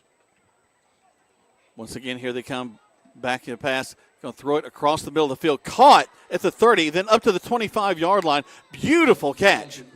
You had I want to say, let me check his number out. We got these white jerseys with gold numbers. It's kind of hard to see from hitting the press box. But we had a receiver going down the hash marks about 12 yards, and he turns and cuts it on a slant. And catches it for a first down, but we've got a flag on the play. Looks like we're going to wind up having a illegal man downfield for the Tigers, so that'll back the ball up from a spot foul.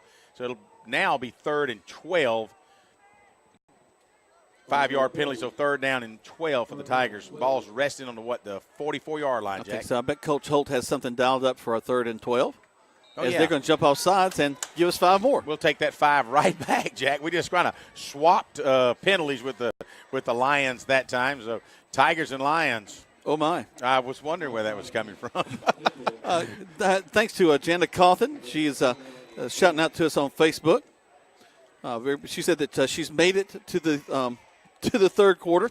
Usually she's asleep by now. Well, she's usually on the sidelines listening to us with her cell phone on the radio, so we appreciate it. She's always a true fan listening. Oh, wow. We're going to get sacked back near the across the 50 to the 45. Kobe just didn't see him coming. Not many times has that happened all years. They had a blitz off both corners, and so Kobe had already taken about an 8-yard drop, and when he turned, he saw a maroon jersey in his face and said, uh-oh, and he lost another 3 yards back to the 49-yard line of the Tigers. They were actually – the ball was marked. The line of scrimmage was at the 42. So we've lost about 9 yards on that particular sack, as this will be the first punt of the night for the Tigers, Jack, if I can recall. I don't think we punted at all the first half. If we punt it. So let's see what happens here. That's a good point you make. You know, Coach Glisson has certainly been known to fake a punt, and he's done it twice this year. Yeah, he's not necessarily the riverboat gambler, but you'll see him try something every once in a while. So they call a timeout. We take one as well. 60 seconds. Back to the station as the Tigers leading 28-14 on Eagle Sports. Calling all area coaches, high school coaches, travel ball coaches, and more. Mud Creek Graphics is now selling sporting goods like Wilson, DeMarini, Louisville Slugger, Rawlings, and Russell for travel teams, football, baseball, basketball, soccer, and more. For more information, call Mud Creek Graphics at 706-884-5592. Mud Creek's for all your sporting good needs. There's a secret to beating injuries or ailments. Get the right team. Emory Southern Orthopedics' well-trained, experienced doctors, nurses, and staff are that team. These teammates listen and understand your specific condition and provide high-quality hometown care that will get you back into your game. For more information about Emory Southern Orthopedics team, visit www.southernorthopedics.com. Now back to the field for Troup Tigers football on the Eagles Sports Network. Welcome back as we get the punt off. Taken to the 15, only brought up to the 20 before he's swarmed by a host of Tiger tacklers. You know, good job by Mark Anthony Dixon on that kick. First punt of the night for Mark Anthony, and that goes down to about a 30-yard kick, more like the 38 to 40-yard when it left his foot. They'll mark the ball on the 20-yard line, and that's where Central will take over. 7:10 left in the third quarter. Still, your score, 28, your Troup Tigers, 14, the Central Lions. Central coming back out on the field now. 7:10 left to go in the third quarter of play. They'll go the shotgun. They've thrown out of this every time. They've got trips to this near side. There's the snap. Actually, they're going to run the option. A little toss. He cuts inside, runs into his own player, and King just slams him into the ground. Actually, that's not King. You're right. That's Gooden. Yeah, Jabraylon Gooden, number 17, in for Kevin Martin. Does a fantastic job. And we look up as we're calling it. Looks like we've got a couple of intense situations going on.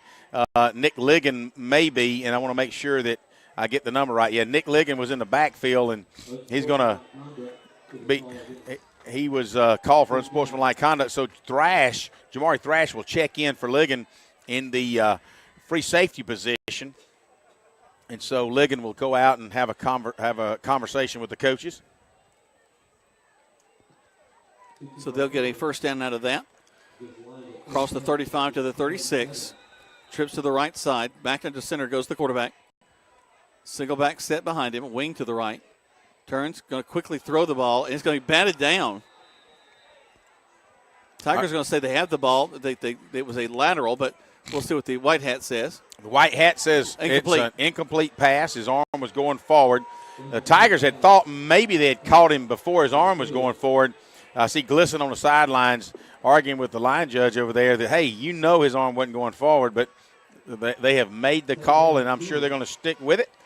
The Tigers were all over that in the backfield. They're going to spot the ball on the 37-yard line. Line of scrimmage, 2nd and 10. Things have cleared up a little bit. Not quite the big sheets of misty rain. A little bit still coming down. Men in motion from the far side coming back this way. Going to run the option down the line, go the first option, the tailback, and he's going to be wrapped up quickly. Greg, what great job our defensive staff has done in shutting down this interior run. Now, I look at Jeremiah Holston coming out, and he and Jordan Adams. That was actually Jordan Adams making that tackle just then. He and Khalif Thornton have been filling in and out, and they recognize that both kids, if we swap them in and out, they'll stay strong with their legs. And you're right, whatever they've done, they've got Royce White that's slanting. It's actually pinching he and Jordan Adams in on the center's head. It's kind of hard to take on those two guys, and it makes it hard for the tailback to find a spot to run through as well. Quarterback goes back under center, turns around, talks to his tailback. Now he's back in there. He squats almost all the way like he's taking a knee. They put a man in motion. Take the snap, turn, back to pass. A lot of pressure. Gets it out. Thrown down the field. It's going to fall incomplete. Double coverage. Pass intended there for number 7. That's their wideout, Wesley Henderson. And Alonzo Ogletree step for step with that wideout. And of course, coverage, much better coverage. Absolutely. So they made some adjustments there. And of course, you had Jamari Thrash from his free safety position playing center field, as we'd say.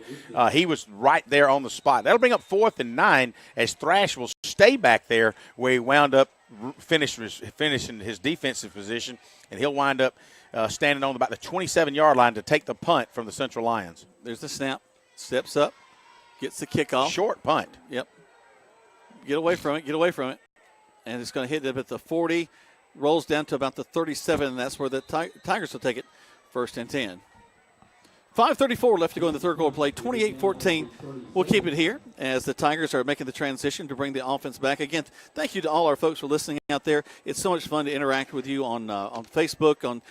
Many of you have mine and Greg's cell phone numbers, and you're texting us. And sometimes I think my wife and my sister and other folks give our cell numbers out to folks that and we get texts from people we don't even know. So we'll just take all that, and we appreciate you listening out there to us. We hope that you have as much fun listening to these ball games as we do, bringing them to you each and every week. So here come the Tigers once again. The ball rests just across the 35-yard line. Hudson will have a back just to his left, twins to the left side. He's going to make that handoff, and they're going to get us in the backfield. Going to lose about 4 yards on that one. A little slowly developing that time. Time takes down to 5:22. 28-14, as we mentioned, is your score.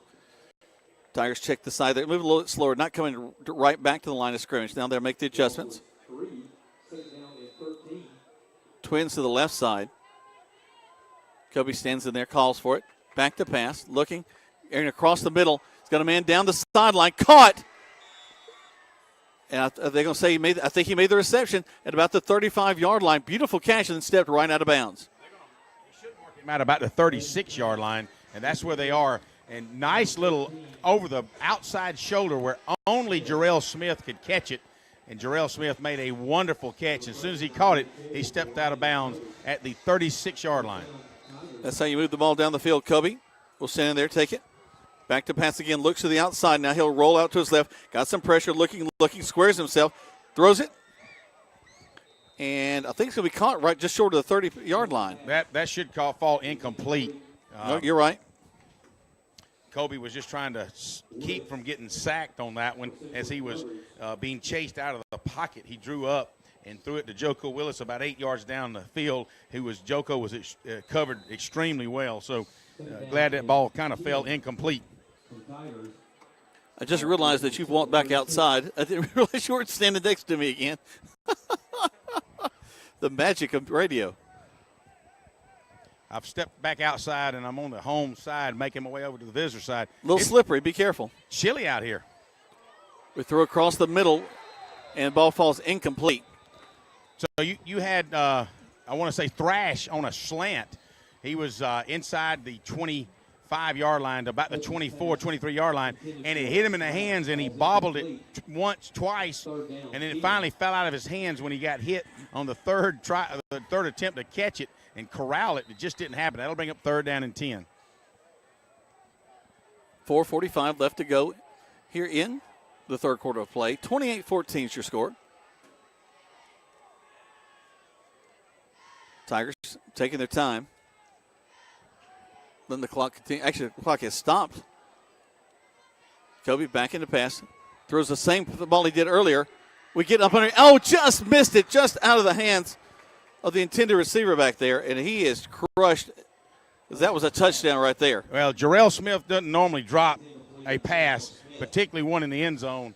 And, wow, he had the cornerback beat about 3 yards, and it was right in his hands. And, unfortunately, he dropped. He is unhappy with that. That'll bring up 4th down. We're in 4-down territory. We're not going to punt the football, so we just need a 1st down. But, hey, we may be wind up going for the end zone again. It's kind of crazy that just inside the 40 is 4-down territory for the Tigers. Tigers trying to draw them off. Kobe looks back to the sideline. Good job of discipline by the Central. And now we jump off sides, and we're going to give them 5 back. Well, if you're going to go to the end zone, another 5 yards is really not going to matter either way. Time is ticked down to 4:39. 28-14 is your score. Again, we have the Central of Carroll Lions against the Troup High School Tigers. I do want to say again, we're always very thankful for the great hospitality we get when we come here to Central. The timeout is called, and they take a timeout. We'll take one as well. Let's go with 60 seconds back to the station. 60 seconds back to the station right here on Eagle Sports.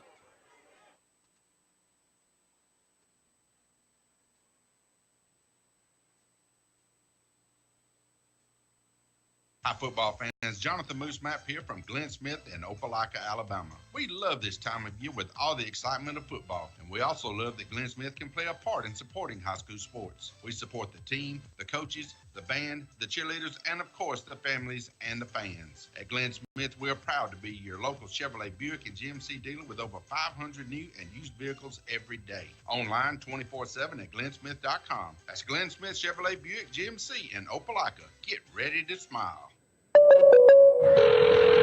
State Farm, Kathy here. Hey, it's Mike. My team just pulled off the biggest upset ever. Nice, Mike. And some fans are getting crazy. They even flipped over a car. Whoa. Turns out it's my car, though. Oh. But I don't want to be upset right now. I want to know State Farm's going to take care of this, right? We got you covered, Mike. Yes! Woo! Go with the one that's here to help life go right. State Farm. Your State Farm agent is Matt Orr on the square in downtown LaGrange. Now back to the field for Troup Tigers football on the Eagle Sports Network. Welcome back. A huge punt that puts us inside the 5, and then Central going to fumble on their first play, and the Tigers have the ball at the 4-yard line. What an excellent defensive stance by the Tigers. As we went to break, the Tigers had to rush back on the field and punt the football with about 3 seconds remaining on the play clock. They got it off. On the first play from scrimmage, Central fumbles the football, trying to run it back up the middle with that big number 33 fullback. The Tigers just stripped it from him. 1st and goal. Let's see if we can punch it in from here, guys. 28-14. We got 4:25 left to go. And here go the Tigers. Handoff in line. Oh, wow. We run into a bit of a wall, but then we punch through the wall and go into the end zone. Touchdown, Tigers. Tyree Carlisle takes the handoff and just runs right up the middle behind Stephen Messer and Gabe Hubbard for a touchdown, Tigers. That'll take it 34-14 with 4:19 left in the third quarter of play. So a 4-yard touchdown run right there. Waiting on the point after touchdown. Snap, hold, kick is up. And the kick is good. 35-14 in favor of the Troup High School Tigers. 60 seconds back to the station right here on Eagle Sports. Calling all area coaches, high school coaches, travel ball coaches, and more. Mud Creek Team Sales is now selling sporting goods like Wilson, DeMarini, Louisville Slugger, Rawlings, and Russell for travel teams, football, baseball, basketball, soccer, and more. For more information, call Mud Creek Team Sales at 706-884-5592. Mud Creek Team Sales for all your sporting good needs. Hey folks, TODD, Todd Parrish here with Kia LaGrange. This October we're going pink for breast cancer awareness. For each new car sold, we'll be donating a portion of our sales to Hope for a Day. This month's featured vehicle is a 2019 Kia Forte FE 6-speed. And yep, it's a rule breaker, a limit pusher. It's style and value rolled into fun. Drive out in yours today for only $15,988. Shop our complete inventory at any time online at KiaLaGrange.com. Help support your local economy. Slot number 110922. Price plus tax, tag, and title. See Kia LaGrange for complete details. Now back to the field for Troup Tigers football on the Eagles Sports Network.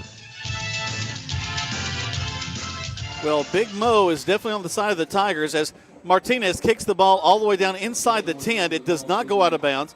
They have to pick it up, bring it up to about the 12, and they're just swarmed by the Tiger special teams unit. And we're hitting on all cylinders right now, Greg. Well, Martinez has been dropping it in here inside the 10, and Central let it go this time. And they had to pick it up because the ball was just laying there, and they were able to get back to the 12-yard line. And, of course, as I'm walking down the sidelines, I hear the chain gang for Central saying that should have been a penalty. So I missed it. I don't know if they're thinking maybe it's a personal foul or something happened, but we'll see what the white hat says. But at any rate, good coverage by the Tiger kickoff team, as we were just talking about that. So it is a personal foul against the Tigers. So that'll give Central a little bit of breathing room back behind them. They got it up to the 12-yard line.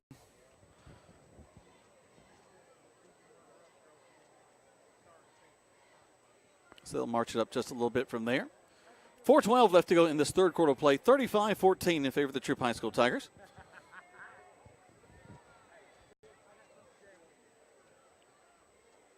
Thanks to another buddy of mine, Terry Posey, out there. He and his son Jaden are watching the game, and they're enjoying what the Troup High School Tigers are doing. Appreciate Terry and all of his family listening to us. And when you say Terry and all his family, you're talking about a lot of folks. So here they come. Handoff going around the left side, and the Tigers, they're just all over it. This Tiger defense is playing a whale of a ball game here in the third quarter.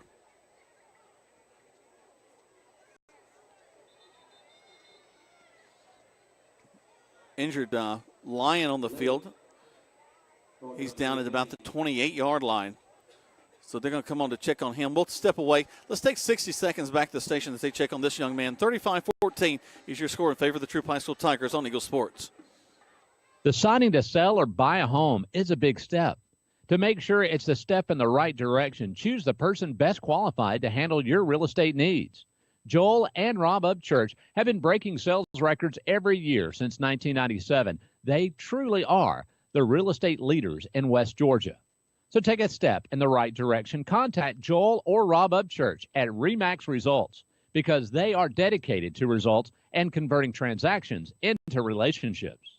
It is sell down time at Nissan of LaGrange. Richard Cates here, General Manager with Nissan of LaGrange, and it is time to start moving out all of our 2018 inventory to make room for the 2019s. That means the best savings of the year are taking place right now. Have you been hesitant to look because you're waiting for the perfect time? Well, now is your chance. You can visit Nissan of LaGrange on the Parkway or check us out where we are always open at nissanoflagrange.com. Visit soon to receive great pricing and the great experience our customers have come to expect. Nissan of LaGrange, your friendliest hometown dealer.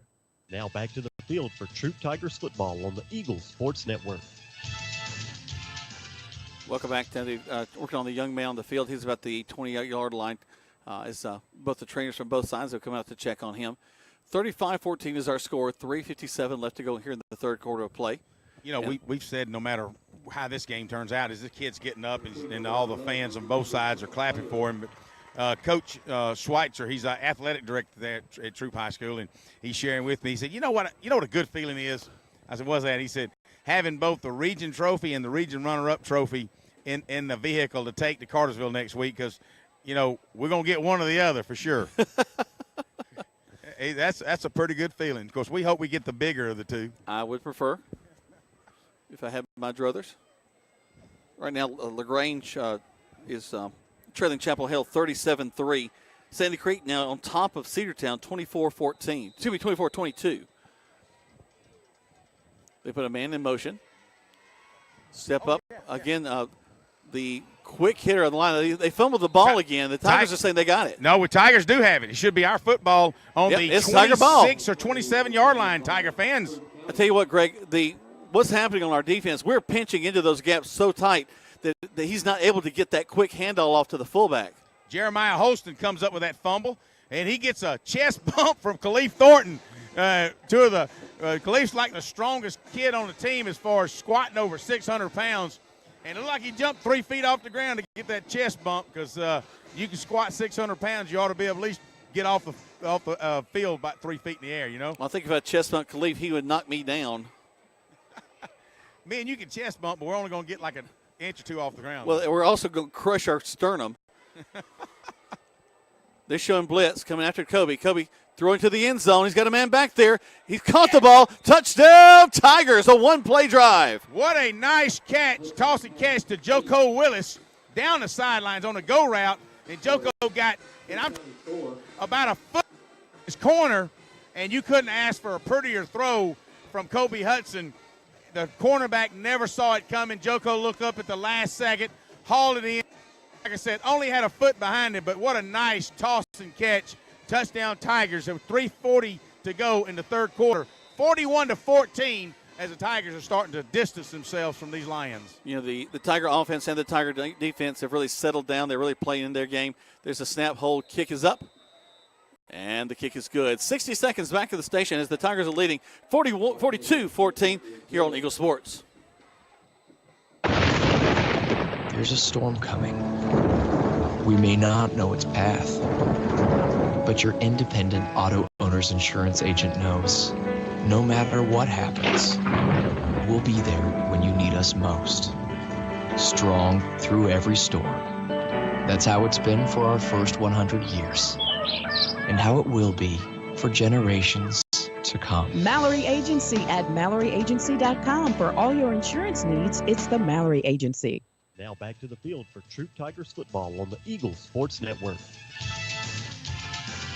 3:40 left to go here in the third quarter of play. A lot of scoring taking place in the last 2 minutes. 42-14.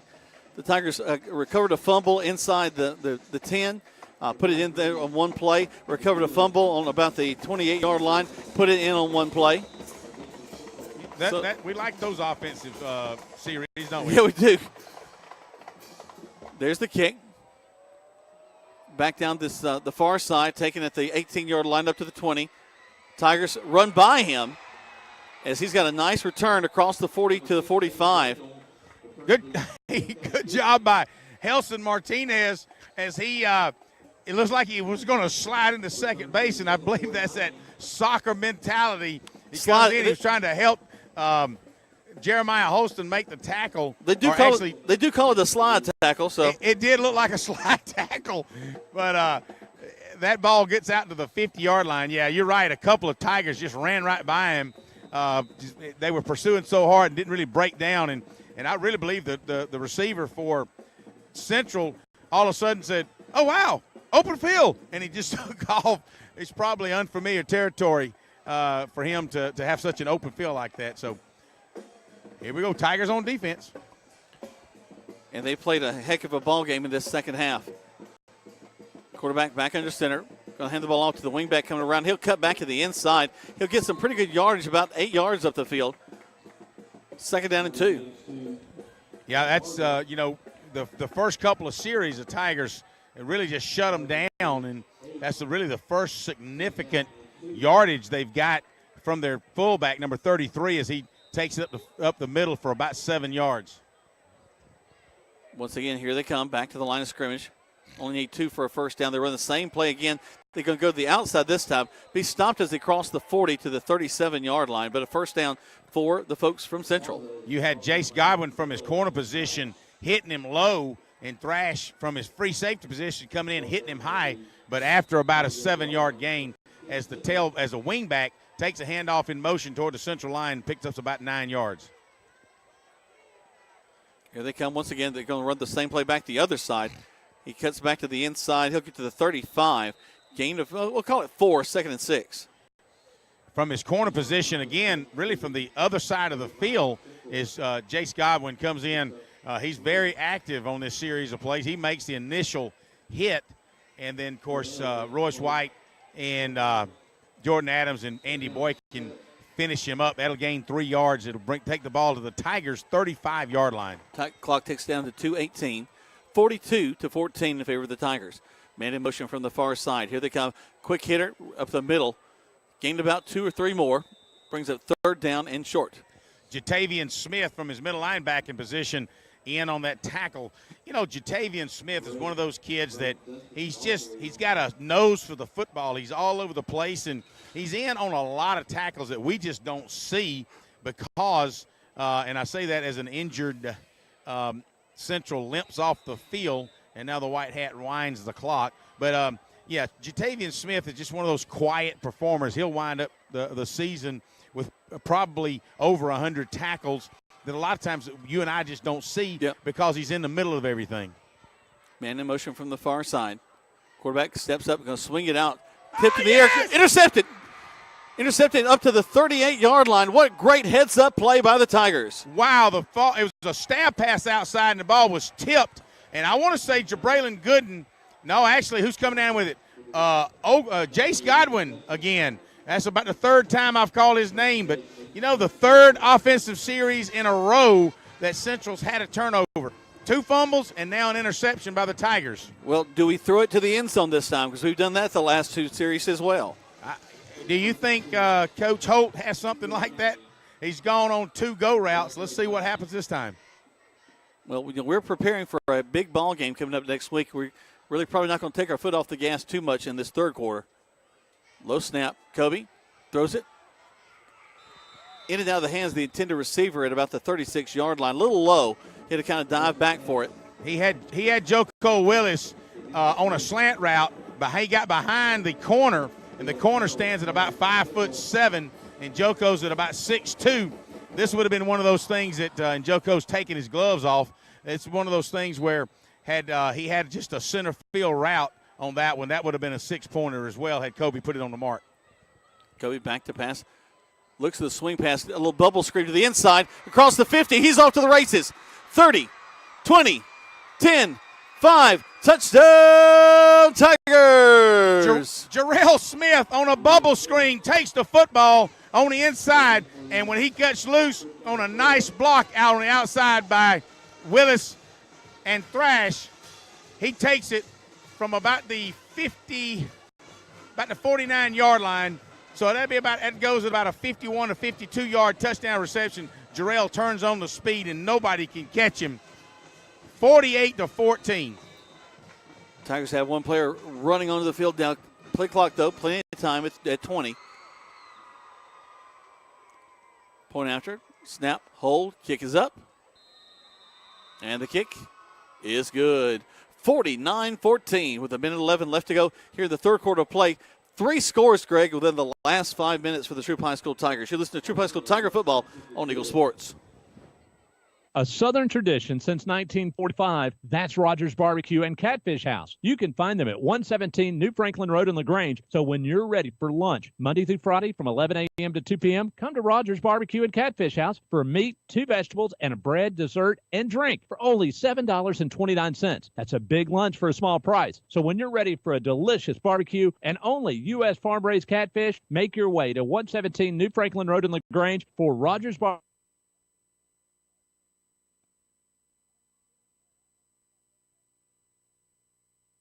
This time of year with all the excitement of football, and we also love that Glenn Smith can play a part in supporting high school sports. We support the team, the coaches, the band, the cheerleaders, and of course the families and the fans. At Glenn Smith, we're proud to be your local Chevrolet Buick and GMC dealer with over 500 new and used vehicles every day. Online 24/7 at glennsmith.com. That's Glenn Smith Chevrolet Buick GMC in Opelika. Get ready to smile.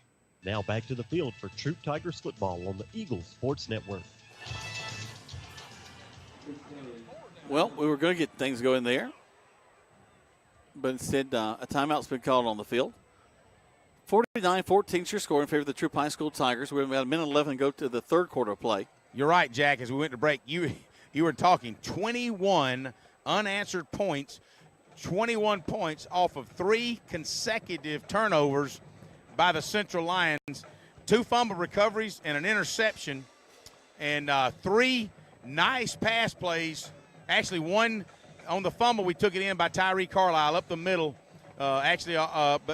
behind Gabe Hubbard and Stephen Messer into the end zone, and that'll go down as 1 touchdown. And you got a go route by Joko Willis, beautiful catch in the end zone. And then you had a little bubble screen that goes at about 52 yards for Jarrell Smith. Man, 3 quick plays. That's what we talk about, 49-14. Wow. What I've been impressed too with Greg is Kobe has really gotten back to his stability. Hasn't been trying to do too much with his legs. There's been no sidearm passes down the field. He's just really taking his time and really running this offense well. And Rodney Costley said, now that's Tigers football now.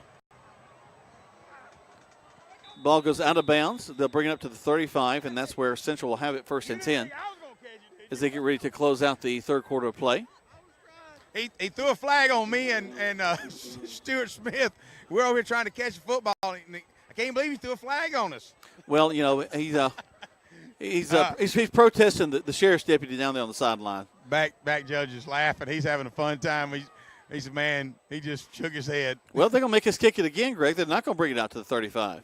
No, evidently they penalized him. So I think that's a choice. You can either take it on the 35 or make him kick it again. And, you know, the thing is, Helson Martinez, he's been pretty good inside the 10. He goes down to about the 9, but he's been purposely short kicking it. They're gonna call it from the sidelines, and they'll tell him to go left. And so he's been kicking the ball left to over here to number 7, and to see if they can get some coverage. They pin him against the sideline. It kind of limits. You hope it limits your return opportunities. All right, here they go. Ball resting now on the 35-yard line. He steps up. There's the kick. Oh, nice. About the same place it was before, back inside the 15. They've got some good running room, though, across the 40 and take it down just short of the 50-yard line. There'll be a flag here on the 29-yard line, and I think it may be a block in the back to spring him loose here at about the 28-yard line. So let's see what happens.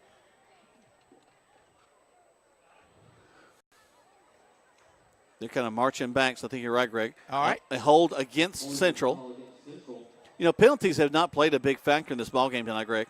No, they haven't. And both teams have, you know, we've got a couple personal fouls on the Tigers, one on that kickoff earlier, or on that punt, actually, and then actually on the kickoff, excuse me. And then, you know, we had one in the first half or at the start of the second half. So 2 personal foul penalties, I know, but not really terrible on either side. Probably less than 50 yards penalties on either side, which, you know, it really should be 0 penalties for all you statisticians out there and perfectionists. But, you know, they're human and they're going to make some mistakes, but really we should try to minimize those penalties as well. Tigers with a 5-man front coming out of this time. Handoff, and again, that little belly play. Counter to play back from the outside to this inside. Gets to the 25. Gain of 5, 2nd and 5. Yeah, they had called a stunt that time, and Devin Hill from his right outside linebacker position had pinched inside, and the tackle just said, okay, I'll just take you on in, because the wingback had come in on a sweep and taken it right where Devin Hill wasn't. Man in motion back to the far side. He'll get the call.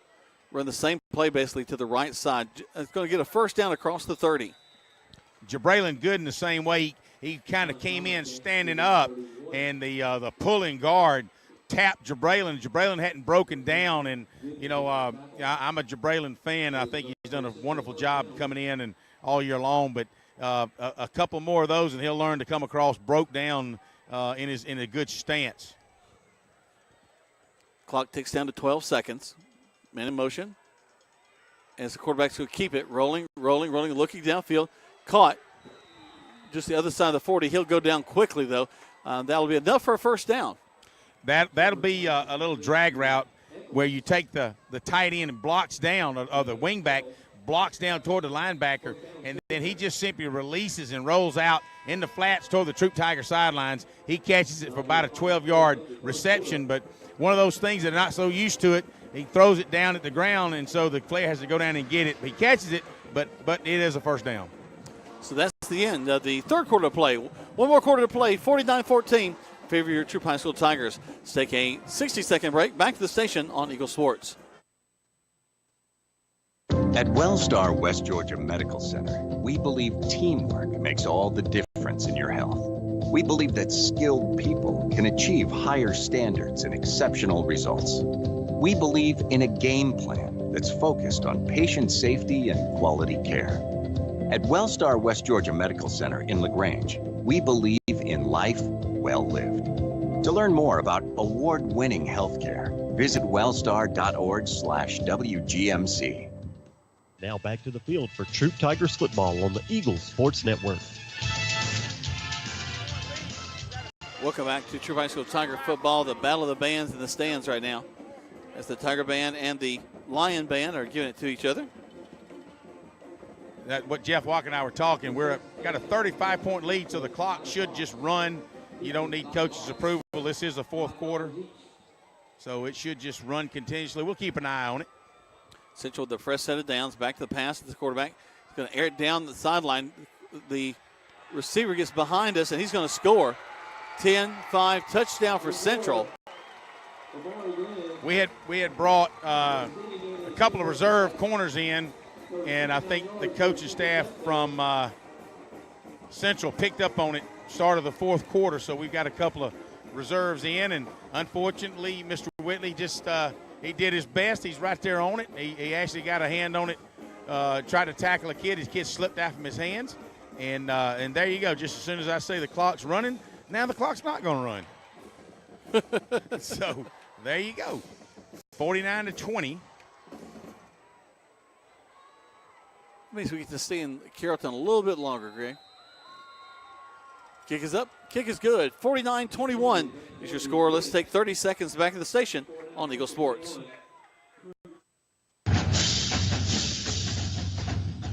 Calling all area coaches, high school coaches, travel ball coaches, and more. Mud Creek Graphics is now selling sporting goods like Wilson, DeMarini, Louisville Slugger, Rawlings, and Russell for travel teams, football, baseball, basketball, soccer, and more. For more information, call Mud Creek Graphics at 706-884-5592. Mud Creek's for all your sporting good needs. Now back to the field for Troup Tigers football on the Eagles Sports Network. Welcome back. You may not be able to hear me for the next few minutes because the band is turned around and is facing us. Wow. I don't think they want you to say anything, Jack. I think my heart hurts after that. Hey, listen, I got it from Mr. Peanut himself right here in the gallery that he believes that once the fourth quarter starts and you've got a 30-point lead that it'll run anyway. So Mr. Peanut in the Peanut Gallery, huh? That's right. I cannot identify him. Yeah, it's running. So he is, Mr. Peanut is correct. And I believe he's a planner.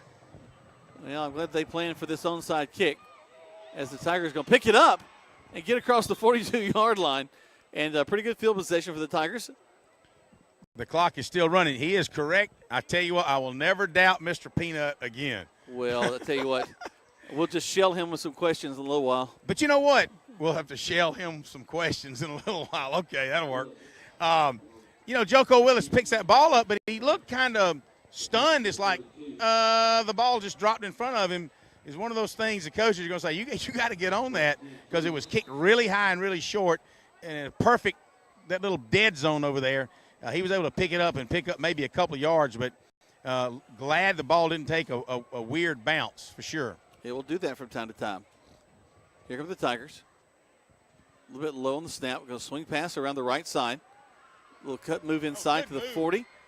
Picks up about 7 yards up the field. And as Greg has been heard in the background, good move, good move. What a good job by Tyree Carlisle as he planted to go back inside, and he took off outside and just left the corner in his wake.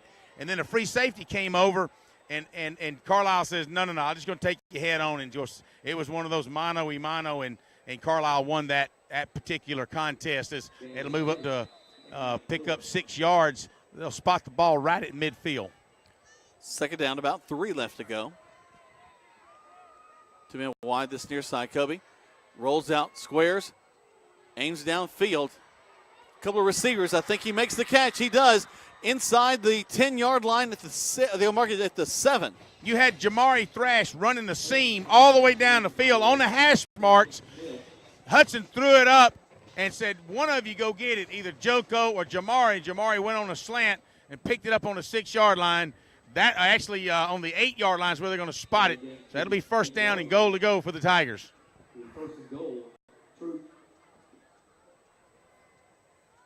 9:07, as Greg mentioned, the clock is ticking down, so they won't stop it here in this fourth quarter play. It'll move pretty quickly. 49-21 is your score. There's the snap. Handoff in the line. Nice blocking to the outside. Going to get down near the 5. They're marking with the 6. Second and goal. He just simply fall on the right side of that line. Michael Irvin. We've got looks like an injured player again for Central as he was limping, but now he's going to run off the field. Hope that young man is doing well. Shake it up a little bit on the field. He's if nothing else, Greg, he's got a lot of stickers on his helmet. You can tell who the better players are. They got all these decals on the helmet, right? Yep. I was proud of my 3 stickers on my helmet. Oh, hush. Well, I think they were just more stingy back then. So we hand off in the line, going to lose about 2-3 yards on that play. So we've got basically an entire backup offensive line, with the exception actually on the interior we've got Will Cooley at center. Of course, he's been center most of the night for J. Brody Messer. And then you've got Kitchens at right guard, and I'll try to get you the left guard. Schweitzer is in at quarterback now as the clock continues to run. 49-21, your Tigers in the lead. Twins to the left, 1 man wide to the right. Tigers call for it, and Schweitzer's going to hand the ball off on the left side, get back to the 10-yard line, kind of center things up for possibly a field goal try. They're going to mark it down at the 9-yard line as the clock with the fourth quarter, so it's continuing to run as we started the fourth quarter with a 35-point lead. You got Joko Willis out here at wideout. Gabe Hubbard still, they've actually moved him to left guard. Here come the Tigers once again. Schweitzer throws to the corner. He's got a man back there. 2 guys go up, and it falls incomplete. So we'll turn the ball over on downs. No, actually, well, you may be right. We got an illegal motion on the Tigers, so that penalty will be declined. And you're right, it will go over on downs as to the Lions as Nick Schweitzer lofted it up in the air toward the corner for Joko Willis, and Joko had out-jumped his guy. The guy had kind of tipped it last second, but unfortunately the Tigers were caught illegal motion. And Joko kind of comes off stiff-legged a little bit, so he may have come down hard on that right leg. Central will huddle over on this near side. Get their plan ready to go from over here. 6:28, it's 27, 26 left to go.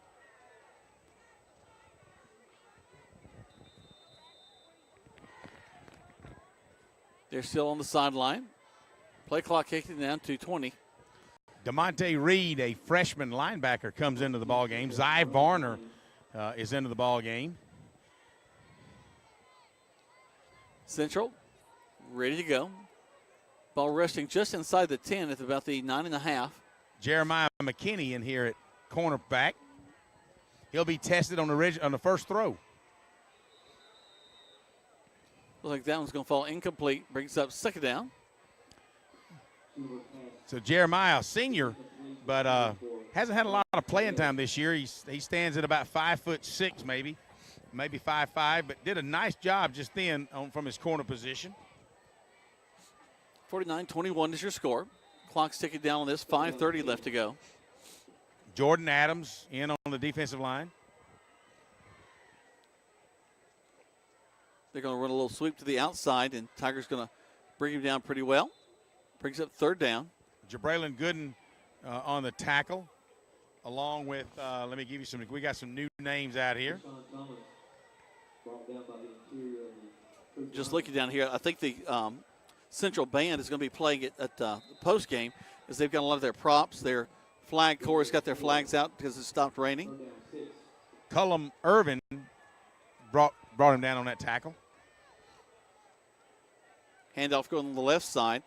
Tigers collapse down on him. He won't. Well, actually, I thought they had him at the first down. Now he springs free across to the 28, 29-yard line. It was a good job by that tailback as he just one of our smaller, Cullum Irvin, freshman. You know, a lot of the fans hollered, ooh, but Cullum Irvin stands up at about maybe 5'5" at 128 pounds, and that senior tailback they had kind of run over him. Hey, good for him. But I wouldn't do a lot of bragging about it. No. Central still to come.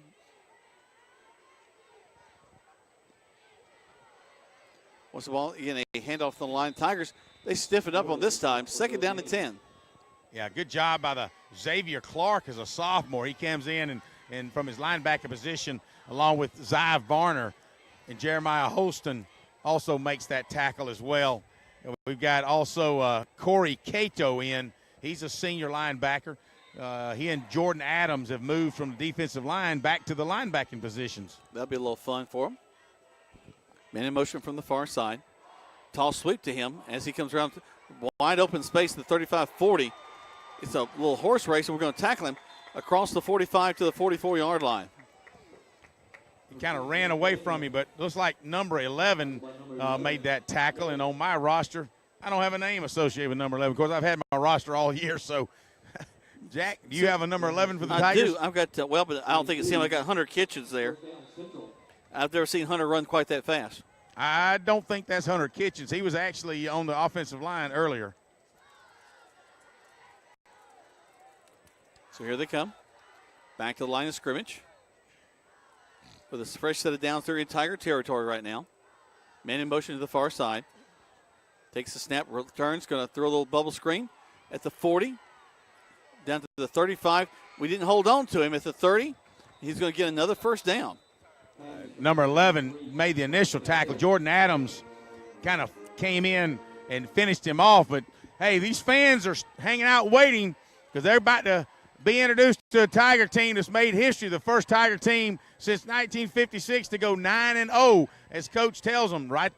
Be here and write your name in the history books.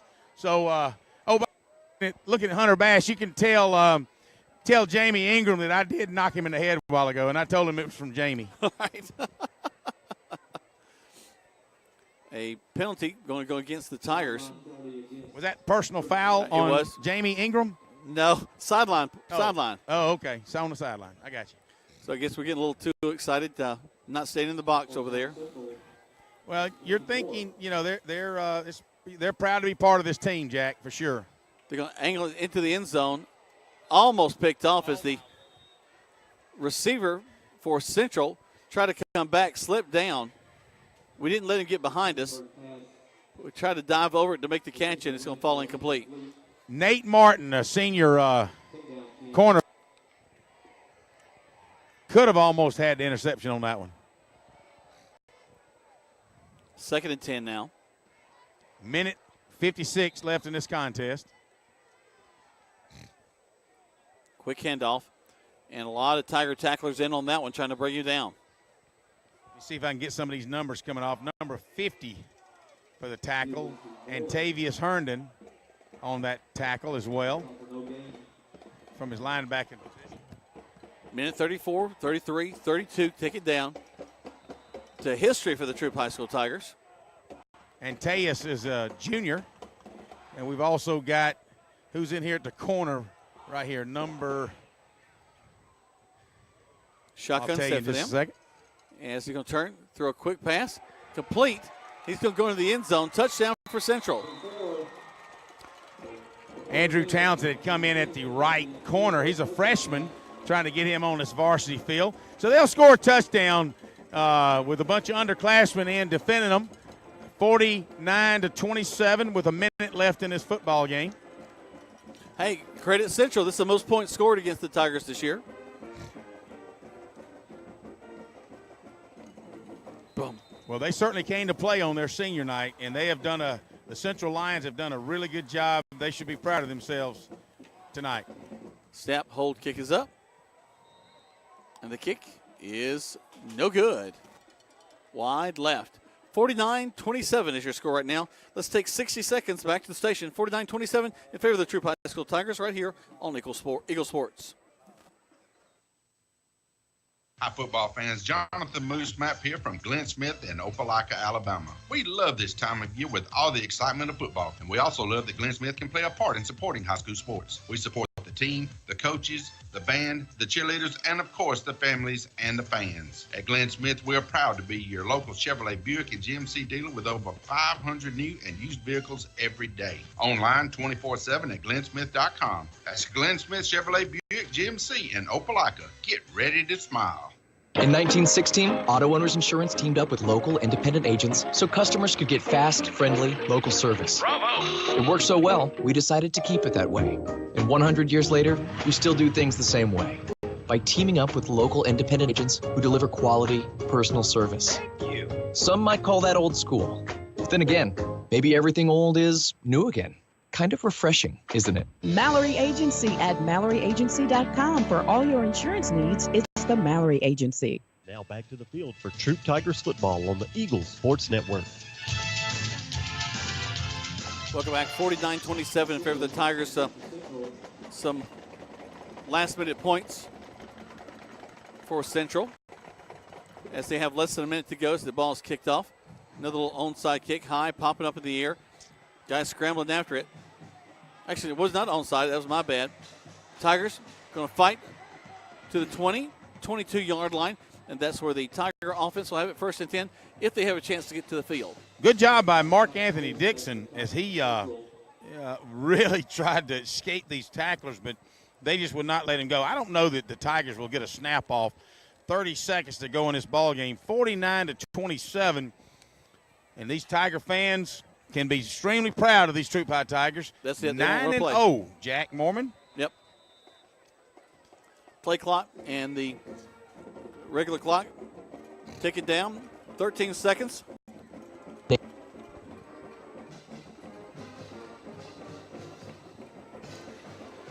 Five, 4, 3, 2, 1, and that's going to do it.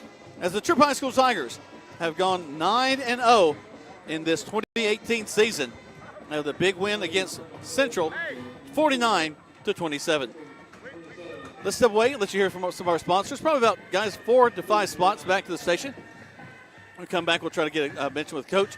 We'll get you some scores from around the area and talk about what's coming up next week as the Tigers will travel up to Cartersville. You're listening to Troup High School Tiger Football on Eagle Sports. Deciding to sell or buy a home is a big step. To make sure it's a step in the right direction, choose the person best qualified to handle your real estate needs. Joel and Rob Upchurch have been breaking sales records every year since 1997. They truly are the real estate leaders in West Georgia. So take a step in the right direction. Contact Joel or Rob Upchurch at RE/MAX Results because they are dedicated to results and converting transactions into relationships.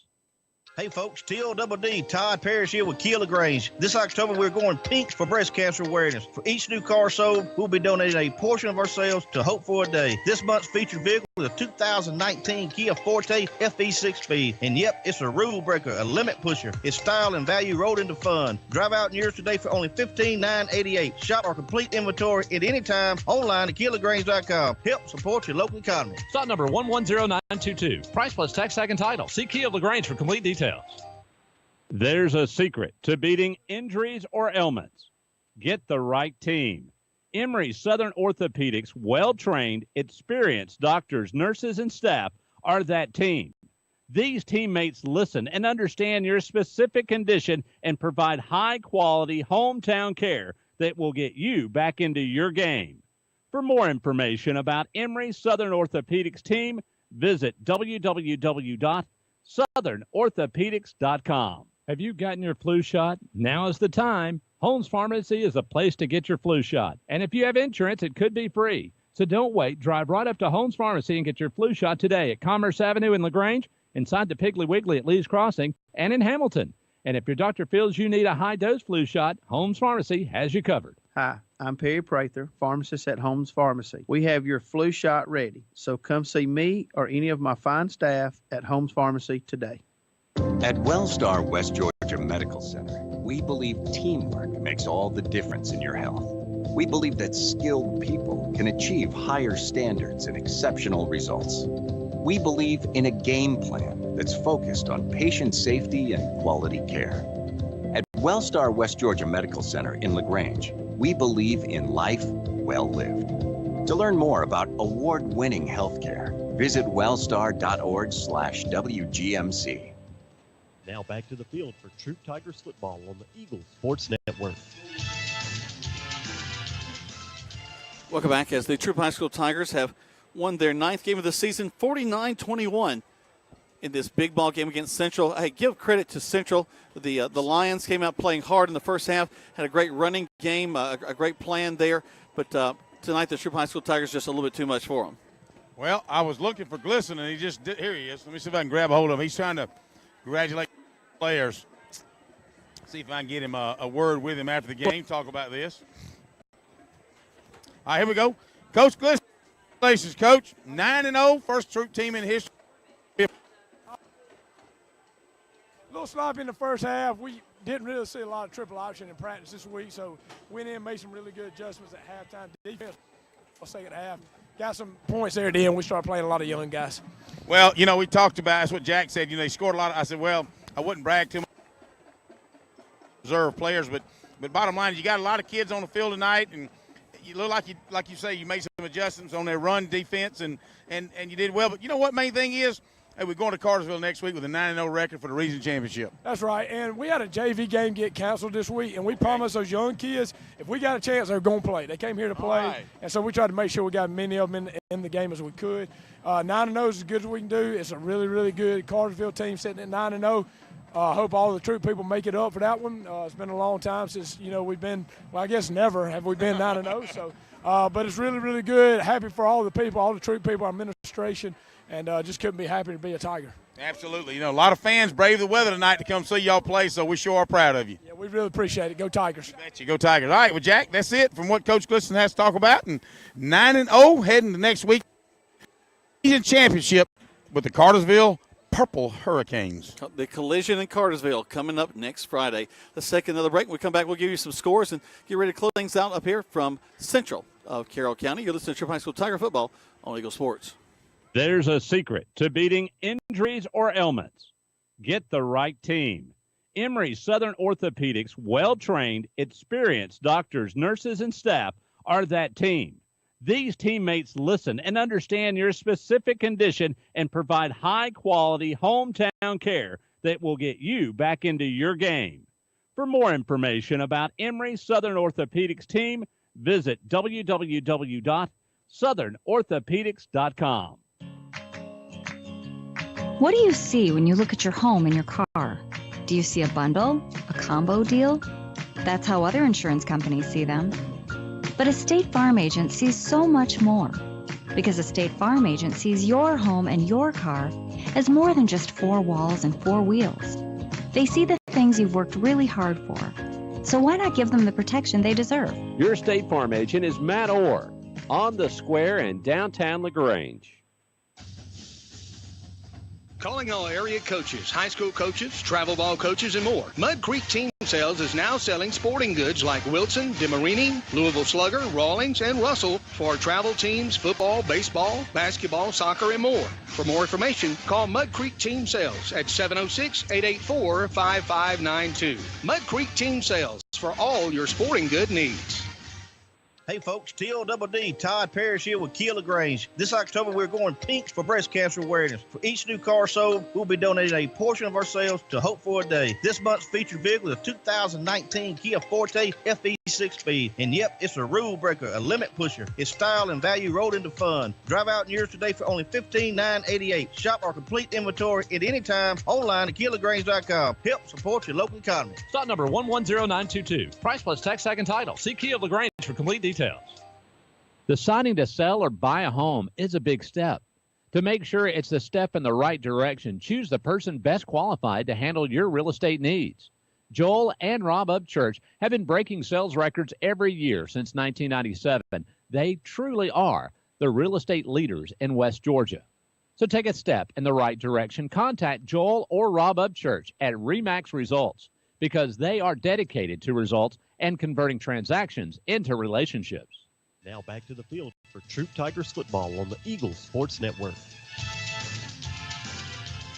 Welcome back to Troup High School Tiger football. The band for Central looks like they're setting up some stuff. They're going to get some big practice, and we might hear a little bit of that as we're getting ready to close things out here. Let's take a look at some scores real quick. Again, our final tonight, 49-17, the Troup Tigers defeating Central. Chapel Hill defeating LaGrange 37-3, and Sandy Creek comes back and defeats Cedartown in a whale of a ball game, 31-28. We knew it was going to be close, Jay. Yep, so that went back and forth all ball game long, and at the end it comes down to Sandy Creek getting the win over Cedartown. So we'll see how things kind of flesh out as we look at the playoff standings. But Greg, really for our region, it comes down to next Friday, and that says the Troup High School Tigers will take the trip up the interstate or back roads if you choose up to Central of Carroll County, not Central, sorry, Cartersville. I'm still looking at the field down here. That's right. And it's a place that is intimidating. They've got a lot of championships of the past several years. The Purple Hurricanes, the fans turn out. It's got a collegiate atmosphere, if nothing else, and it's a ball game that really I think a lot of people have had circled on their calendars all season long, and it's going to be a ball game that we've got to be ready for.